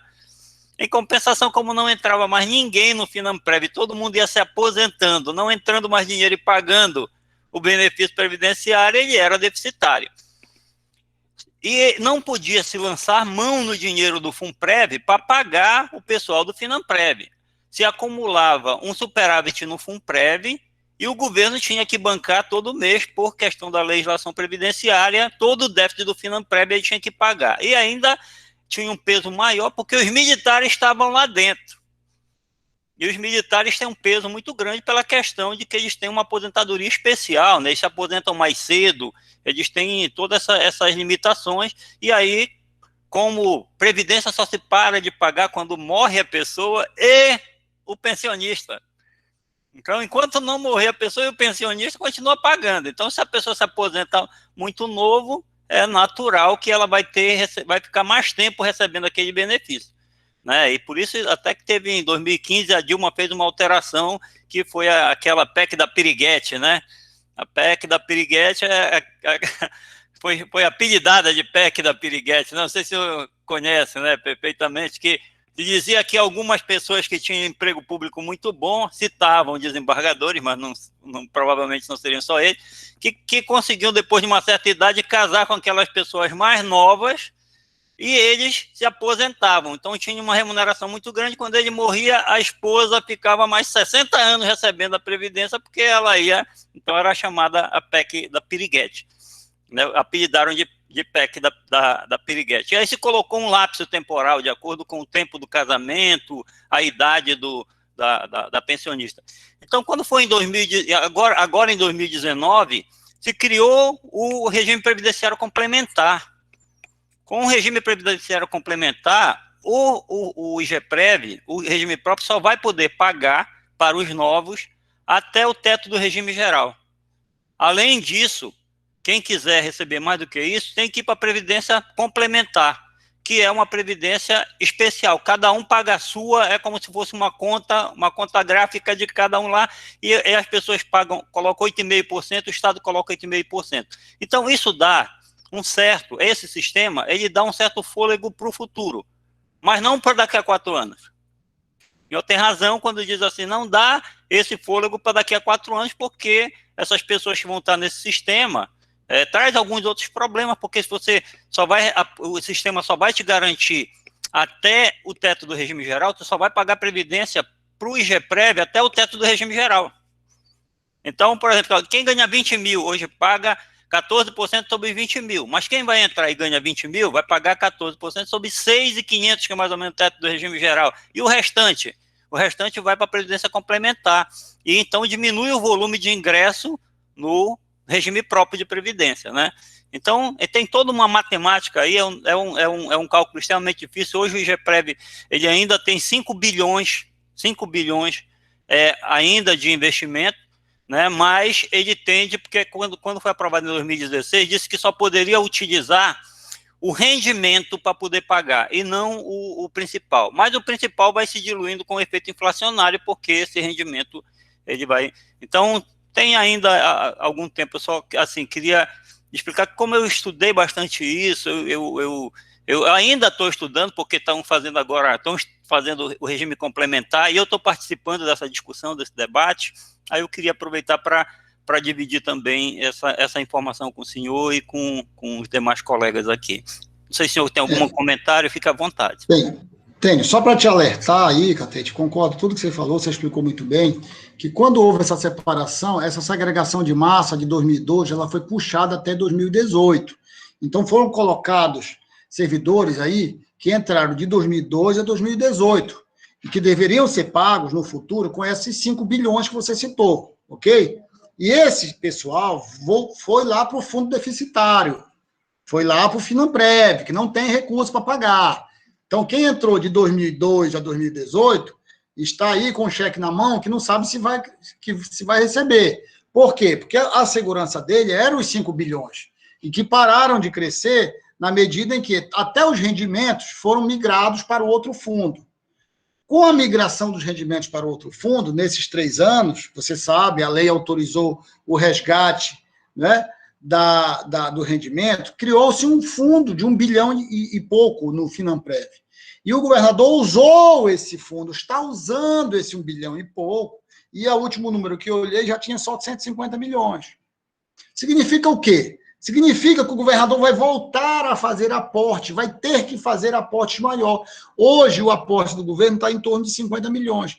Em 2016, 2017, quando você citou aí da mudança que o governador Jatene fez, o aporte estava próximo de 200 milhões por mês, no Fundo Previdenciário. Por isso que o governador Jatene fez essa mudança. Agora, o governador Hélio tem um aporte de 50 e poucos milhões ainda. Por quê? Porque ele está usando o fundo que se criou no Finanprev, que está acabando. Entendeu, Catete? Então, o que eu estou dizendo é, ano que vem, não vai ter mais fundo. O governador vai ter que tirar do bolso para fazer esse aporte, e eu não sei o que vai acontecer, se ele não vai aprovar uma lei na Assembleia para ir lá nos 5 bilhões do Funprev e trazer não mais apenas o rendimento, mas o saldo dos 5 bilhões para poder fazer face a esse pessoal que está no Finanprev, você sabe muito bem que é um fundo deficitário. Então, isto é uma bomba de efeito retardado, que está aí, né? Você é servidor, conhece o assunto, né? Eu me preocupo, porque nós temos que ter um financiamento para a Previdência que seja permanente, a gente não pode ficar utilizando essas reservas que foram criadas aí durante 20, 30 anos para pagar e sem deixar nada guardado. Porque quando o governador Jatene permitiu a segregação de massa, ele colocou 2 travas. Não sei se você lembra disso. Primeiro, não pode tirar todo o rendimento. É para tirar só uma parte do rendimento. Segundo, não pode usar todo o rendimento, escalonado, e não pode usar todo o rendimento para pagar. Você pode até pegar o rendimento, mas você não pode usar todo ele. Você guarda ele num fundo. O governador Helder tirou as 2 travas. Pode tirar todo o rendimento e pode usar todo o rendimento. Então, ele tirou todo o rendimento, não, claro, não por vontade própria, mas autorizado por uma lei da Assembleia Legislativa. Quando eu digo governador, não é ele que quis fazer, mas ele está autorizado por uma lei da Assembleia Legislativa que autoriza ele a fazer isso. Eu apenas destaco o problema que isso pode ter no médio prazo. E médio prazo mesmo, é ano que vem. Não é daqui 4 anos, não. É o que vai fazer o governador ano que vem, quando tiver que fazer um aporte de 150 a 200 milhões por mês na Previdência Estadual, onde vai ter lá 4, 5 bilhões guardados. Eu não sei se a Assembleia vai autorizar a utilizar os 4, 5 bilhões. Esse é um assunto muito, muito sério e muito importante. Apenas para destacar esse aspecto. Muito obrigado, professor Elenilson. Eu queria passar a palavra para o professor Eduardo para fazer... Eu não sei se ninguém mais tem perguntas aqui. Eu acho que a gente...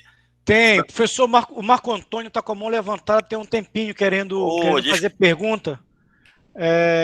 Então, acho que ele quer fazer alguma colocação. Vou ficar à vontade, professor Marco Antônio. Desculpe aí que eu não estava aqui não estava aqui na minha tela, por isso eu não estava vendo. Eu estou muito ligado aqui no chat. Fique à vontade, por favor, professor Marco Antônio. Tem também o Eduardo Costa. Ok. Bom, boa tarde a todos. Um abraço aí aos professores, professor Elenilson, professor Eduardo Costa, professor Tiago da Unifespa, que eu estou vendo que está aqui com a gente. Um abraço aí para toda a galera do GPDA. A minha primeira missão aqui é trazer um abraço do professor Elenilson e professor Eduardo, da professora Keila Cristina, da UFPA, lá do Direito Internacional. A gente estava numa banca de TCC agora, né? E eu cheguei atrasado aqui porque estava nessa banca lá, a professora Keila levou uma contribuição espetacular, ela é da área do Direito Internacional, e me pediu encarecidamente que trouxesse esse abraço aqui para vocês dois. Tá. A discussão eu estou vendo que está muito boa, muito legal. Alguém falou ainda agora aqui em relação a não haver plano para o desenvolvimento da Amazônia. A impressão que eu tenho é diferente. Eu acho que existe um plano econômico para a Amazônia, um plano do governo federal, o plano é claro e ele vem sendo colocado aí há vários anos, né? Desde que, mais ou menos ali na época dos regimes militares, né, o governo sentiu a necessidade de promover o que eles chamam de ocupação do território, então você tem essa expansão econômica e populacional baseada em um conjunto de atividades que, de lá para cá, não tem mudado tanto. A pecuária extensiva, a monocultura graneleira, a construção de hidrelétricas, e agora nós temos, recentemente, a logística, né? A gente está virando aí um canal de exportação de soja, sendo que é uma soja que a gente não produz e não consome, e também não verticaliza. E essas dinâmicas todas são dinâmicas globais. As pessoas me perguntam, mas por que o Brasil faz isso com a Amazônia? Alguns entendem até que são os próprios governos estaduais que direcionam esses processos, e eu explico, a Amazônia é uma região internacionalizada. Tá? A gente fornece minério de ferro para o mundo, a gente fornece carne para o mundo, a gente fornece energia para o resto do Brasil. Então, nós fazemos parte de um contexto que é muito amplo, estamos inseridos nessas dinâmicas e as decisões que são tomadas se dão dentro desse contexto. Agora, a forma como isso acontece, às vezes me dá a sensação de que a cabanagem foi ontem, e que o governo nos trata até hoje como uma província rebelde que foi derrotada em uma guerra e sofre até hoje uma política de expoliação e saque. Eu vejo dessa forma. Para mim, o Império Brasileiro continua nos saqueando desde o final da cabanagem, a coisa ainda não terminou. Muito bem. Nós temos também a questão da excessiva centralização da gestão aqui no Brasil. Eu lembro que eu li um artigo da professora Maria, o Aurélio Monteiro também escreveu algo parecido, falando de mineração e mostrando como a tributação dos países desenvolvidos ela se dá no nível local, né? Os estados e as províncias aqui concentram a arrecadação de tributos e depois repassam uma parte para o governo federal, para a sua manutenção, da defesa, da política externa, etc.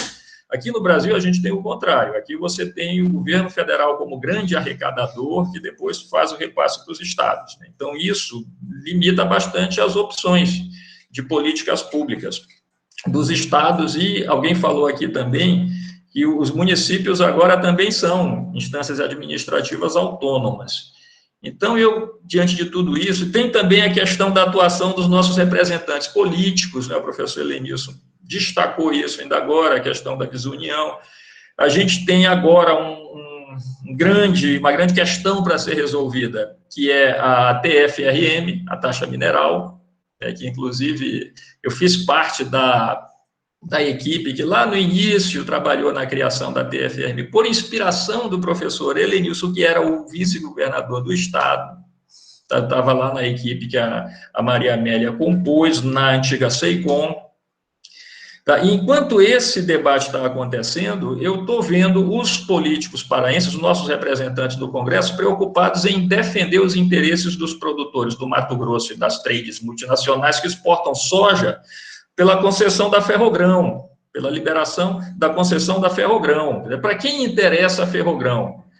Quando eu analiso, o que é mais interessante para o estado do Pará? É você manter a possibilidade de continuação da cobrança de uma taxa sobre extração mineral, já que você não pode cobrar imposto, ou você batalhar pela construção de uma ferrovia que está atendendo a interesses externos e que até agora eu ainda não vi muito benefício para a nossa sociedade. Mas eu estou vendo os nossos políticos todos empenhados na Ferrogrão e não estou vendo ninguém defendendo a continuação da cobrança da taxa mineral.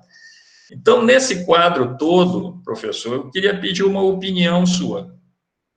Qual é o espaço de atuação para os governos subnacionais, para os governos estaduais e os governos municipais? Essas instâncias subnacionais, elas têm possibilidade de planejar e implantar políticas de desenvolvimento? Essa é a pergunta. Eu acho, Marco Antônio, que no atual modelo federativo esse espaço é muito pequeno. Quando a gente observa, você acho que não olhou, não pegou aí um pouco dos números, a capacidade de investimento dos estados, sobretudo os da Amazônia, e do Nordeste não é muito diferente, se nós tirarmos aí os estados do Centro-Sul, talvez seja uma exceção. Mas o Norte e o Nordeste são estados que absolutamente não têm condições de, com as suas pernas, fazer política de desenvolvimento efetiva. Eu acho que esse modelo federativo é um modelo concentrador de recursos na mão da União, é um modelo que concentra não apenas recursos, mas, sobretudo, competências, né? Eu acho que esse é um tema importante, né? Quer dizer, não é só questão de você guardar espaço de recurso, mas espaço de competência e de decisão política, né? O que nós fizemos com a taxa mineral foi caminhar em cima de uma trilha muito tênue, não é? Me lembro de, conversando isso com o governador, ele dizia, pô, Denilson, mas não sei se é assim, por que nunca fez? Eu digo, governador, porque isso não é assim. Nós estamos tentando botar o ovo em pé aqui, eu não sei se vai dar certo. Eu acho que nós temos bons argumentos aqui, eu acho que nós temos fundamentos jurídicos bons, mas nunca ninguém tentou fazer isso. Vamos tentar, ainda vamos ter que enfrentar um debate judicial. Por quê? Porque a Constituição é extremamente concentradora em termos de competências, né? Veja, por exemplo, Marco Antônio, a legislação dos royalties, né? Você sabe, você trabalhou lá na SEICOM, é toda federal, né? Aí você não pode alterar lá o royalty de Parauapebas de Canaã. Por quê? Porque isso é uma regra federal, né? Você vai fazer a regra da exploração dos recursos hídricos, é toda federal, né? Você não pode aqui fazer uma tributação sobre recursos hídricos, porque você vai conflitar com as regras federais, porque a Constituição ela é extremamente concentradora do ponto de vista das competências, né? Então, assim, quando a gente discute reforma tributária, Eu olho a reforma tributária não apenas para uma discussão de sigla, de letrinha, se nós vamos juntar o PIS com o COFINS, se nós vamos criar o imposto de renda sobre dividendos, se nós não vamos. Isso não vai mudar no final do dia o preço do dólar, quer dizer, isso no final do dia não vai mudar mais R$1 no bolso do sujeito que precisa de mais renda para sobreviver melhor. Né? O que nós precisamos é criar instrumentos para que os estados possam utilizar as suas potencialidades de acordo com as suas escolhas políticas. Né? Por que nós não podemos ter a capacidade de criar uma legislação sobre royalties que seja do Pará? Não, é federal. Quer dizer, por que nós não podemos ter a capacidade de tributar a energia conforme nosso desejo, nossa política interna, né? Nossa decisão política dos 8,5 milhões de paraenses? Não, porque a ANEEL é a agência federal, né, que determina qual é o preço da energia e que cria um critério que os paraenses não entendem, porque simplesmente o critério fixado pela ANEEL leva em consideração, pasme, a extensão territorial da zona de concessão da distribuidora. Ou seja, estados como o do Pará, que são grandes, como tem uma extensão territorial de rede maior, exigem maiores investimentos, o preço da energia aqui é mais caro por isso. Quer dizer, nós somos punidos porque nós somos um estado grande. Este é um critério que está lá criado por meia dúzia de burocratas da ANEEL. Não está na lei isso aí. Isso está na ANEEL. Né? Quer dizer, então, que o estado pequeno paga menos que nós? Paga menos que nós porque a extensão de rede é menor. E esse é um critério que eles criaram na ANEEL e que a gente não tem, infelizmente, não teve até hoje, força política para poder alterar. Né? E que o cidadão comum, que está aí na rua, pagando energia cara, não consegue entender isso. Por que nós pagamos a energia mais cara do Brasil? Porque meia dúzia de burocratas da ANEEL, que federalizam essa competência, né, estabelece um critério que nos prejudica e que não considera o fato de que aqui está sendo gerada a energia. Né, que nós temos as duas maiores hidrelétricas aqui da Amazônia, né, Belo Monte e Tucuruí, que geram grande parte da energia do Brasil. Enfim, eu sou um pessimista com esse modelo, acho que esse modelo ele manieta demais estados e municípios, federaliza as competências, leva o debate nacional todo para o Congresso Nacional. Né? Esse debate deveria acontecer no Senado Federal, que é a casa dos estados, né? É lá que esses debates dos estados deveriam acontecer. Infelizmente, o Senado hoje não tem pautado esse tipo de discussão, a discussão hoje lá é outra. Aliás, hoje não, há décadas vem sendo outra, né? E nós não temos capacidade política de pautar os nossos assuntos no plano nacional. Esta é a minha avaliação, Marco Antônio. Obrigado, professor Lenilson. Professor Eduardo, me desculpe aí, eu não tinha visto a sua mão, fique à vontade, pode falar com o nosso grande palestrante de hoje.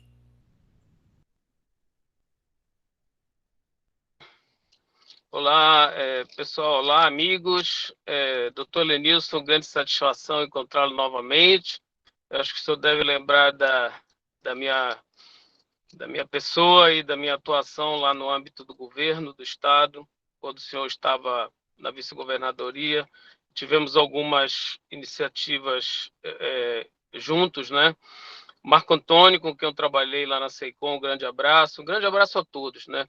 Mas a minha pergunta para o grande amigo Elenilson é no sentido de uma coisa que ele falou no começo do debate de hoje, sobre a pobreza e sobre a valorização dos nossos ativos ambientais, né?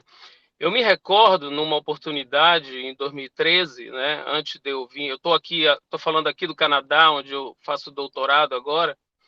Em 2013, antes de eu vir para cá, eu participei de 2 eventos interessantes que marcaram um pouco a minha maneira de pensar na época, lá no governo, né?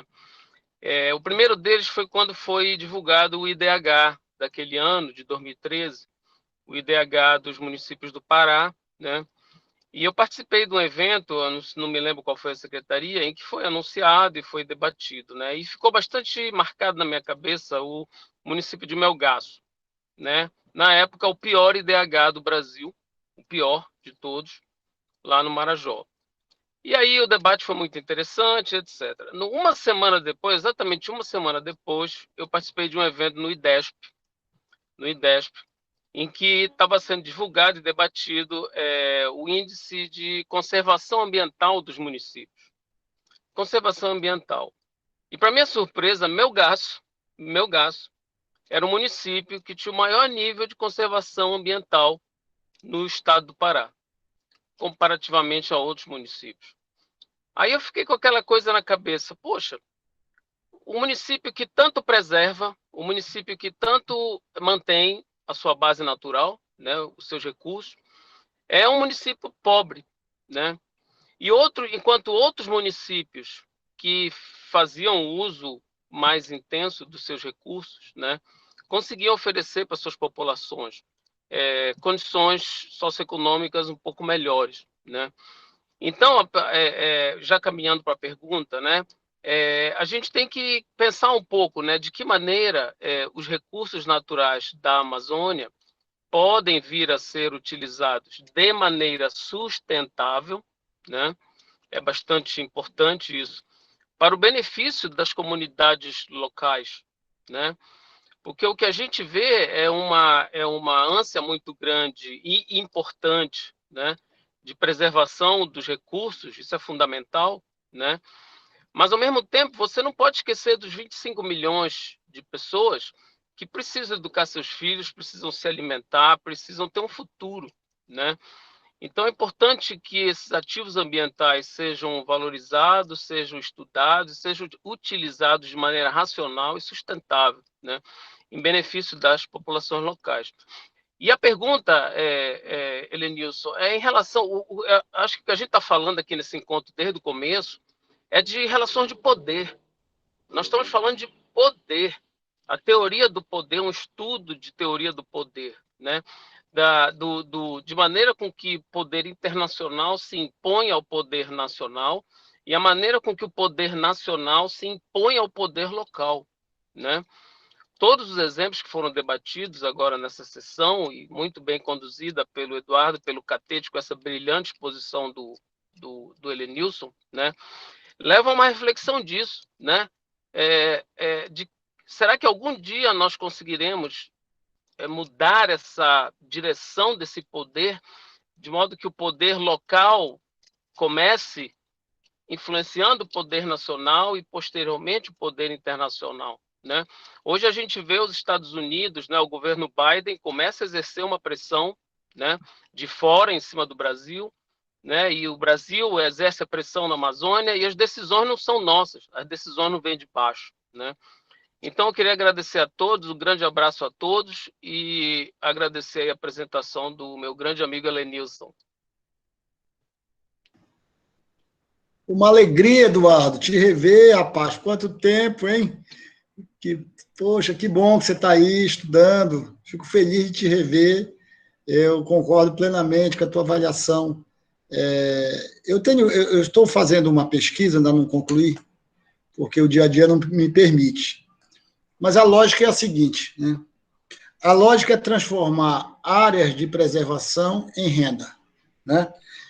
Por que eu estou querendo desenvolver essa ideia? Porque é o seguinte, quando eu olho a renda per capita do Pará e do Amazonas, do Amapá, eu vou ver que todos eles estão abaixo da renda média nacional. Mas é na Amazônia, nessas regiões, que estão as maiores áreas de preservação ambiental do Brasil, concorda? Então, nós somos brasileiros para preservar a Amazônia, mas nós não somos brasileiros para ter a renda do brasileiro, que a renda do brasileiro é R$ 1.400, a nossa é 800, né? Então, é interessante, quer dizer, o que eu queria propor? Que eu vou propor, né? Em breve, devo fazer um vídeo aí, você vai receber, eu tenho divulgado nas minhas redes sociais. É o seguinte, nós queremos chegar na renda média nacional. Então, de 800 para 1.400, faltam R$600. Então, o Brasil é devedor de quem vive na Amazônia de R$600, porque nós temos uma renda média que é menor do que a renda média nacional. E um compromisso nosso da Amazônia, manter os índices de desmatamento em zero, próximo de zero, enfim, com esses compromissos ambientais. Porque é muito fácil para o Brasil e para o mundo impor à Amazônia reserva legal por propriedade de 80-20, que só existe aqui no mundo inteiro. Nenhum lugar do mundo você tem reserva por propriedade, 80-20, mas no Brasil tem, na Amazônia tem. Ok, mas a renda média dessas pessoas que estão vivendo sob essa limitação de propriedade é abaixo da média nacional. Quer dizer, isso é uma vergonha, isso é assustador. Isso é vergonhoso. Quer dizer, e é lamentável que isso não gere indignação, né, nas pessoas. Espera aí, quer dizer, então, o que eu ganho aqui, a minha renda média é R$800, a do Brasil é 1.400, e eu tenho que me submeter aqui as limitações ambientais, tem que submeter às limitações todas de natureza ambiental, não é? Por propriedade, inclusive, mas a minha renda média, você deu o exemplo de Melgaço, a minha renda média é abaixo da média nacional. Será que o Brasil não deve uma renda emergencial verde para quem vive na Amazônia? Não para que ele possa ter uma vida de rico, mas pelo menos que ele possa ser tão brasileiro quanto quem vive no resto do Brasil, que tem uma renda média per capita de 1.400. Não sei, eu acho que este é um debate que eu gostaria de colocar. Mas essa renda para o paraense, para o amazonense, para o mapaense, não para quem é o dono da propriedade, porque os projetos que estão no Congresso de valorização de ativos ambientais, todos são de remuneração do proprietário, né? Tem projeto tramitando lá, projetos que estão andando, mas de remuneração do proprietário, pela manutenção da área verde. Ou seja, você vai ainda concentrar renda nas mãos de quem já tem renda, que é o proprietário das áreas na Amazônia. E o que eu proponho é o contrário, é que a gente pegue essa renda e dirija para quem está abaixo da linha da pobreza, para quem está abaixo da renda nacional, né? Que é quem está com menos de R$ 1.400, dentro da faixa de R$ 800, que é a renda média de quem está na Amazônia. E para isso tem os cadastros, etc. Eu acho que este é um debate que nós podemos fazer, Eduardo, na Amazônia. Quer dizer, como é que a gente pode submeter a essas limitações de natureza ambiental, o mundo inteiro pressionando a Amazônia, e a gente tem aqui a renda média per capita abaixo da média nacional? Por que a gente não consegue nem ser tão brasileiro quanto os outros brasileiros? Por que nós não podemos ser tão brasileiros quanto os outros brasileiros no que tange a renda média? E nós temos que submeter às limitações ambientais? Não estou colocando aqui em xeque as limitações ambientais. O que eu estou querendo dizer é limitações ambientais que devem representar benefício para quem vive na Amazônia. E não limitações ambientais apenas para que o Estado brasileiro possa ir para o plano internacional e dizer, olha, eu sou alguém que preserva a Amazônia, etc., a despeito de terem 25 milhões morando lá e que não tem condições dignas de sobrevivência, né? Eu acho que esse é um debate que a gente podia aprofundar e a universidade é fundamental para isso. Obrigado, Eduardo. Obrigado, senhor Lenilson. Nosso tempo está quase esgotando aqui. Eu queria deixar um questionamento para o senhor Lenilson. Não podia perder essa oportunidade, até porque pela expertise dele, né? Eu tenho, assim, professor Lenilson, uma convicção muito grande de que nós podemos ingressar, ou deveríamos ingressar, com uma ação judicial de inconstitucionalidade da PEC, da Emenda Constitucional 42. Eu entendo que ela é inconstitucional porque fere cláusula pétrea da Constituição, que é o Pacto Federativo. Claro, eu estou falando com um especialista, então a gente tem que ter muito cuidado na hora de falar sobre isso. Então, a gente sabe que quem pode mover esse tipo de ação, e eu acho que ela seria um reforço muito grande para que a gente começasse a trabalhar bombardeando a antiga Lei Candir, agora a Emenda Constitucional 42. Porque eu entendo que no momento em que a União ela interferiu no Pacto Federativo, porque ela tirou do Estado a condição de fazer a sua política tributária. Então, quando ela retirou, ela fere a federação como um todo, não feriu só a questão da arrecadação do Estado, ela tirou a condição, é como se a gente fosse agora o Estado chegasse no município e dissesse, tu não vai mais cobrar ISS. Então, isso fere o Pacto Federativo. Para mim, aquela emenda constitucional, aquela emenda constitucional é inconstitucional. Aí eu gostaria de ouvir a sua avaliação, porque eu acho que isso pesa muito favorável a essa nossa missão, essa nossa jornada de enfraquecer e tirar essa questão da desoneração das exportações. Catete, eu não tenho essa fé toda no Supremo que você tem aí. Eu acho que isso pode ser pior até, viu? Porque não esqueça que a Constituição, na sua redação original, ela desonerava e jogava para a lei complementar, né? Você lembra que na redação original da Constituição, ela desonerava e jogava para a lei complementar. Não desonerava, mas ela abria a possibilidade, já na redação original, da desoneração via lei complementar, lembra? E veio a lei complementar, a Lei Candir, desonerou a primeira vez, né? Então, não era só o semi-elaborado, não era só o semi-elaborado. Além, né? Ela não tributar a exportação e poderá os semi-elaborados também. Isso. Né? E aí ela veio e a lei complementar veio e tirou, né?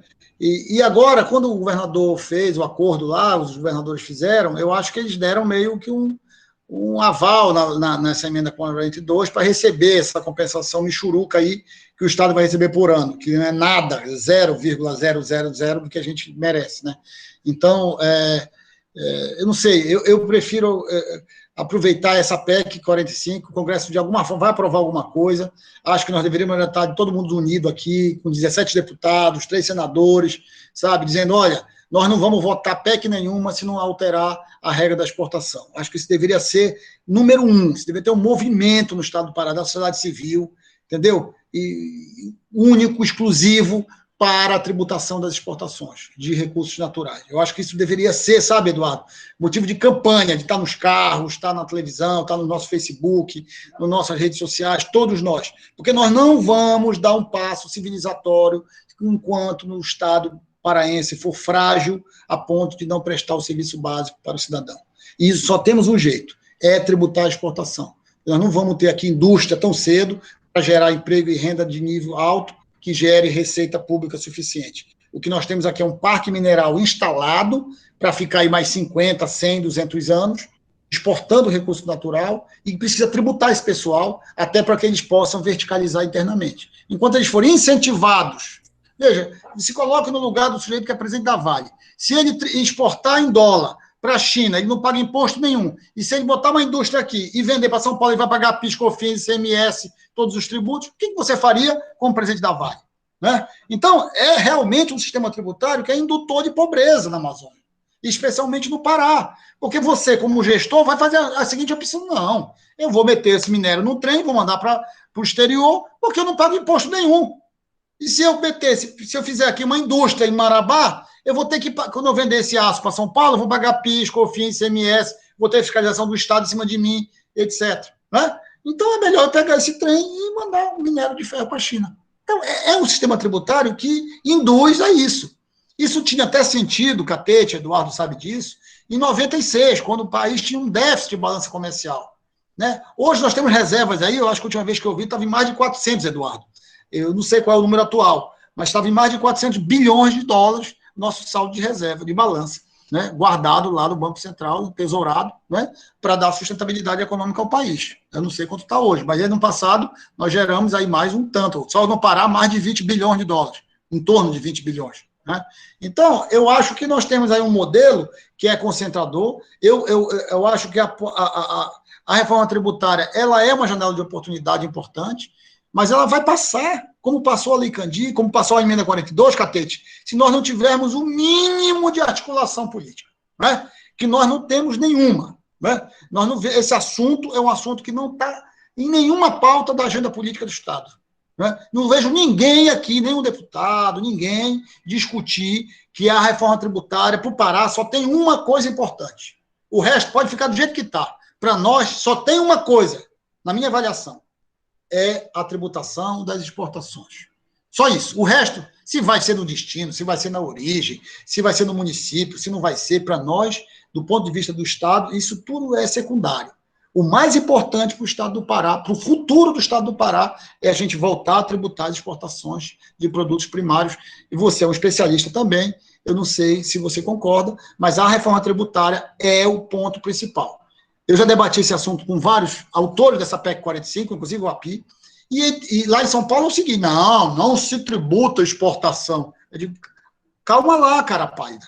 Calma lá, porque não se tributa exportação de produto manufaturado, não é realmente adequado, de produto industrializado. Agora, de produto natural não renovável, onde é que está escrito isso? Onde é que está escrito que não se tributa? Isso é uma escolha política de cada país. Isso é uma escolha da República Brasileira. Entendeu? E ela só vai tomar essa escolha se nós tivermos aqui força política para fazer um movimento mesmo, entendeu? Um movimento de cabanagem, como disse o Marco Antônio, entendeu? Que mostre a indignação do paraense com a pobreza e a desigualdade que esse modelo colonizador gera no estado do Pará. Entendeu? Eu acho que só assim que a gente vai poder aproveitar essa janela de oportunidade que é a reforma tributária. Senhor Lenilson, eu gostaria de agradecer imensamente a sua participação no nosso grupo de pesquisa e dizer que a gente termina esse evento, né, professor Eduardo, querendo mais, né? Evento bom é esse, é que a gente discutiu bastante, 2 horas de discussão, né, recebemos esse seu ensinamento todo aqui, essa sua esperança, essa sua força de contribuir com a região amazônica, com o nosso estado, tocando nos problemas cruciais. A gente termina esse evento com vontade de continuar discutindo. Essa que é a grande função desse grupo de pesquisa. Convidamos as pessoas que estão aqui e que são pessoas selecionadas, como o senhor pôde verificar, né, professor Elenilson? Pessoas que têm um amplo conhecimento, uma paixão pela nossa terra, e a gente aproveita para convidar para o nosso próximo evento, que vai ser no dia 18/5, né, às 17 horas. O tema vai ser a teoria da escolha pública, com o professor Cláudio Chiquita, né, que é doutor em economia pela Universidade Federal do Rio Grande do Sul e professor do curso de Ciências Econômicas da UFPEL. E atualmente é coordenador geral de pesquisa da Diretoria de Pesquisa e Pós-Graduação da ENAP, que é a Escola Nacional de Administração Pública. Então, gostaríamos de convidar todos a estarem nesse próximo evento, agradecer imensamente, nos colocarmos, professor Elenilson, o grupo à sua disposição. Não tenho dúvida que o professor Eduardo, eu estou falando aqui em nome do grupo, o nosso grande líder aqui é o professor Eduardo Costa, mas deixando o grupo à sua disposição, o que a gente puder contribuir para que esse debate e as suas palavras cheguem a mais pessoas ainda do nosso estado, porque esse é o nosso caminho. Eu concordo integralmente com o senhor, a gente já discute isso há algum tempo no grupo, de que a saída para o desenvolvimento do nosso estado, da região amazônica, eu diria mais, o próprio Brasil, que sofreu uma desindustrialização, é a gente voltar a tributar os produtos primários, porque quando a gente fizer isso, a nossa indústria pode ter um aquecimento em função dessa situação.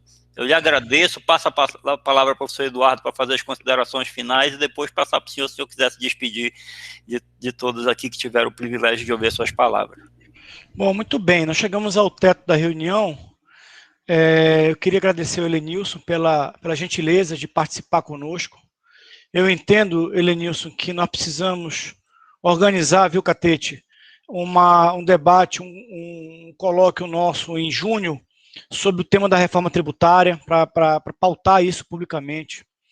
Mas acho que foi muito claro algumas coisas aqui. Eu estou ministrando uma disciplina agora, Elenilson, no mestrado do NAIA, que é Políticas Públicas, Instituições e Desenvolvimento. Nós estamos trabalhando com algumas teorias, tentando entender o papel do Estado, tentando entender como é que se pensa políticas públicas e também nossa trajetória de subdesenvolvimento. Nós somos subdesenvolvidos porque existe uma trajetória que nos condena ao subdesenvolvimento. E ficou muito claro, está muito claro nesse debate aqui, que parte do nosso subdesenvolvimento somente é explicado através das instituições extrativistas, à la Dairo Acemoglu, James Robinson, que foram consolidadas ao longo de séculos. Então, a Lei Candir, por exemplo, é um exemplo de uma instituição extrativista. E é muito interessante a questão do debate da teoria da escolha pública, porque a teoria da escolha pública, já incentivando vocês a participarem, o link da inscrição está no chat aí, a teoria da escolha pública vai oferecer um instrumental analítico que permite explicar de que forma os interesses privados capturam a agenda pública. Então, existem interesses privados que capturam a agenda pública. E muitas vezes os nossos representantes políticos, eles agem não no interesse da coletividade ou da sociedade, mas no interesse da agenda privada, de determinadas corporações privadas, organizações privadas. Como o professor Marco Antônio colocou. Tem muito deputado que hoje age no interesse das grandes empresas produtoras de soja, de grãos, das grandes empresas mineradoras, e fazem isso porque na cabeça deles há uma lógica. São grandes financiadores de campanha, são grandes... existe, portanto, uma promiscuidade nessas relações, no sentido da... Enfim, então, fica muito claro nessa discussão. Ontem nós lemos 2 artigos do Dairo Acemoglu e do James Robinson. Não tem como fazer esse debate se nós não discutirmos também a cabeça das nossas elites. O que me assusta, Elenilson, não é uma pessoa de São Paulo levantar a tese de que não se exporta imposto. O que me assusta é a gente aqui no estado do Pará participar de determinados fóruns e stakeholders importantes do estado do Pará, em debates públicos, levantarem essa tese de que não se exporta imposto. E aí nós acabamos entrando num processo de uma colonização intelectual, uma colonização... e hoje existe na academia um apanágio do subdesenvolvimento sustentável. Então, nós estamos discutindo uma agenda ambientalista, nós estamos discutindo determinadas agendas que eu acho que não é irrelevante, mas nós estamos ignorando os milhares de paraenses ou amazônicos que permanecem numa situação de pobreza, de indigência social. 42% da população do estado do Pará vive abaixo da linha da pobreza, sobrevivem com menos de 1/4 de salário mínimo per capita mês. E esse debate é um debate que não é feito, é um debate que é omitido. E é muito claro na cabeça de quem é economista um fato. A preservação da floresta só vai acontecer quando a floresta em pé tiver mais valor do que a floresta derrubada. Porque isso é uma lei econômica, você pode criar N mecanismos de restrição, de regulação, de coibição, mas enquanto a madeira derrubada tiver mais valor econômico do que a madeira em pé, isso é uma lei econômica. Nós precisamos, portanto, mudar o modelo, pensar estratégias. No que se refere à Lei Candir, o anexo da Lei Candir, é muito curioso, porque naquele momento da aprovação da Lei Candir não houve consenso em relação às compensações. E aí se jogou para o futuro o debate das compensações. Se criou um dispositivo paliativo, transitório, com vigor de até 5 anos, mas depois a ideia é que uma lei complementar iria regulamentar as compensações. O fato que você tocou num ponto que, para mim, é muito caro. Nós pagamos um preço muito, muito caro pela fraca representação política que nós temos. Os 8 deputados federais do Amazonas valem muito mais do que os 17 deputados federais do estado do Pará. Isso eu acompanho esse debate federativo no Congresso Nacional. Eles conseguem ter uma articulação política, eles conseguem colocar as agendas de interesse do estado do Amazonas com muito mais veemência, com muito mais força do que os deputados federais e senadores do estado do Pará. Isso é fato, isso é histórico. Eu já parei de usar há pelo menos uma década. Eu colocava, 10 anos atrás, eu colocava que nós precisávamos de uma nova cabanagem no estado do Pará, já que o Marco Antônio colocou a questão da cabanagem, eu colocava 10 anos atrás que nós precisávamos de uma nova cabanagem. Uma cabanagem que começasse fundamentalmente nas universidades. Porque se existe um espaço, uma instituição que deveria pautar a agenda pública, deveria ser a universidade em primeiro lugar. A universidade não deveria ser reflexo do debate público, mas deveria ser um agente propositor do debate público. E a universidade pouco faz isso. Pouco faz isso. Então, a ideia do grupo de estudos e pesquisas é fazer esse debate público, tornar essa agenda pública. Eu gostaria de ver aqui, né, e não muito longe, o professor Marco Antônio participando do colóquio, gostaria de ver o Eduardo Costa, meu xará homônimo, participando do colóquio aqui, trazendo as suas contribuições, porque são pessoas que têm pautado o debate, mas nós estamos fazendo isso de forma fragmentada. E nós precisamos estar próximos.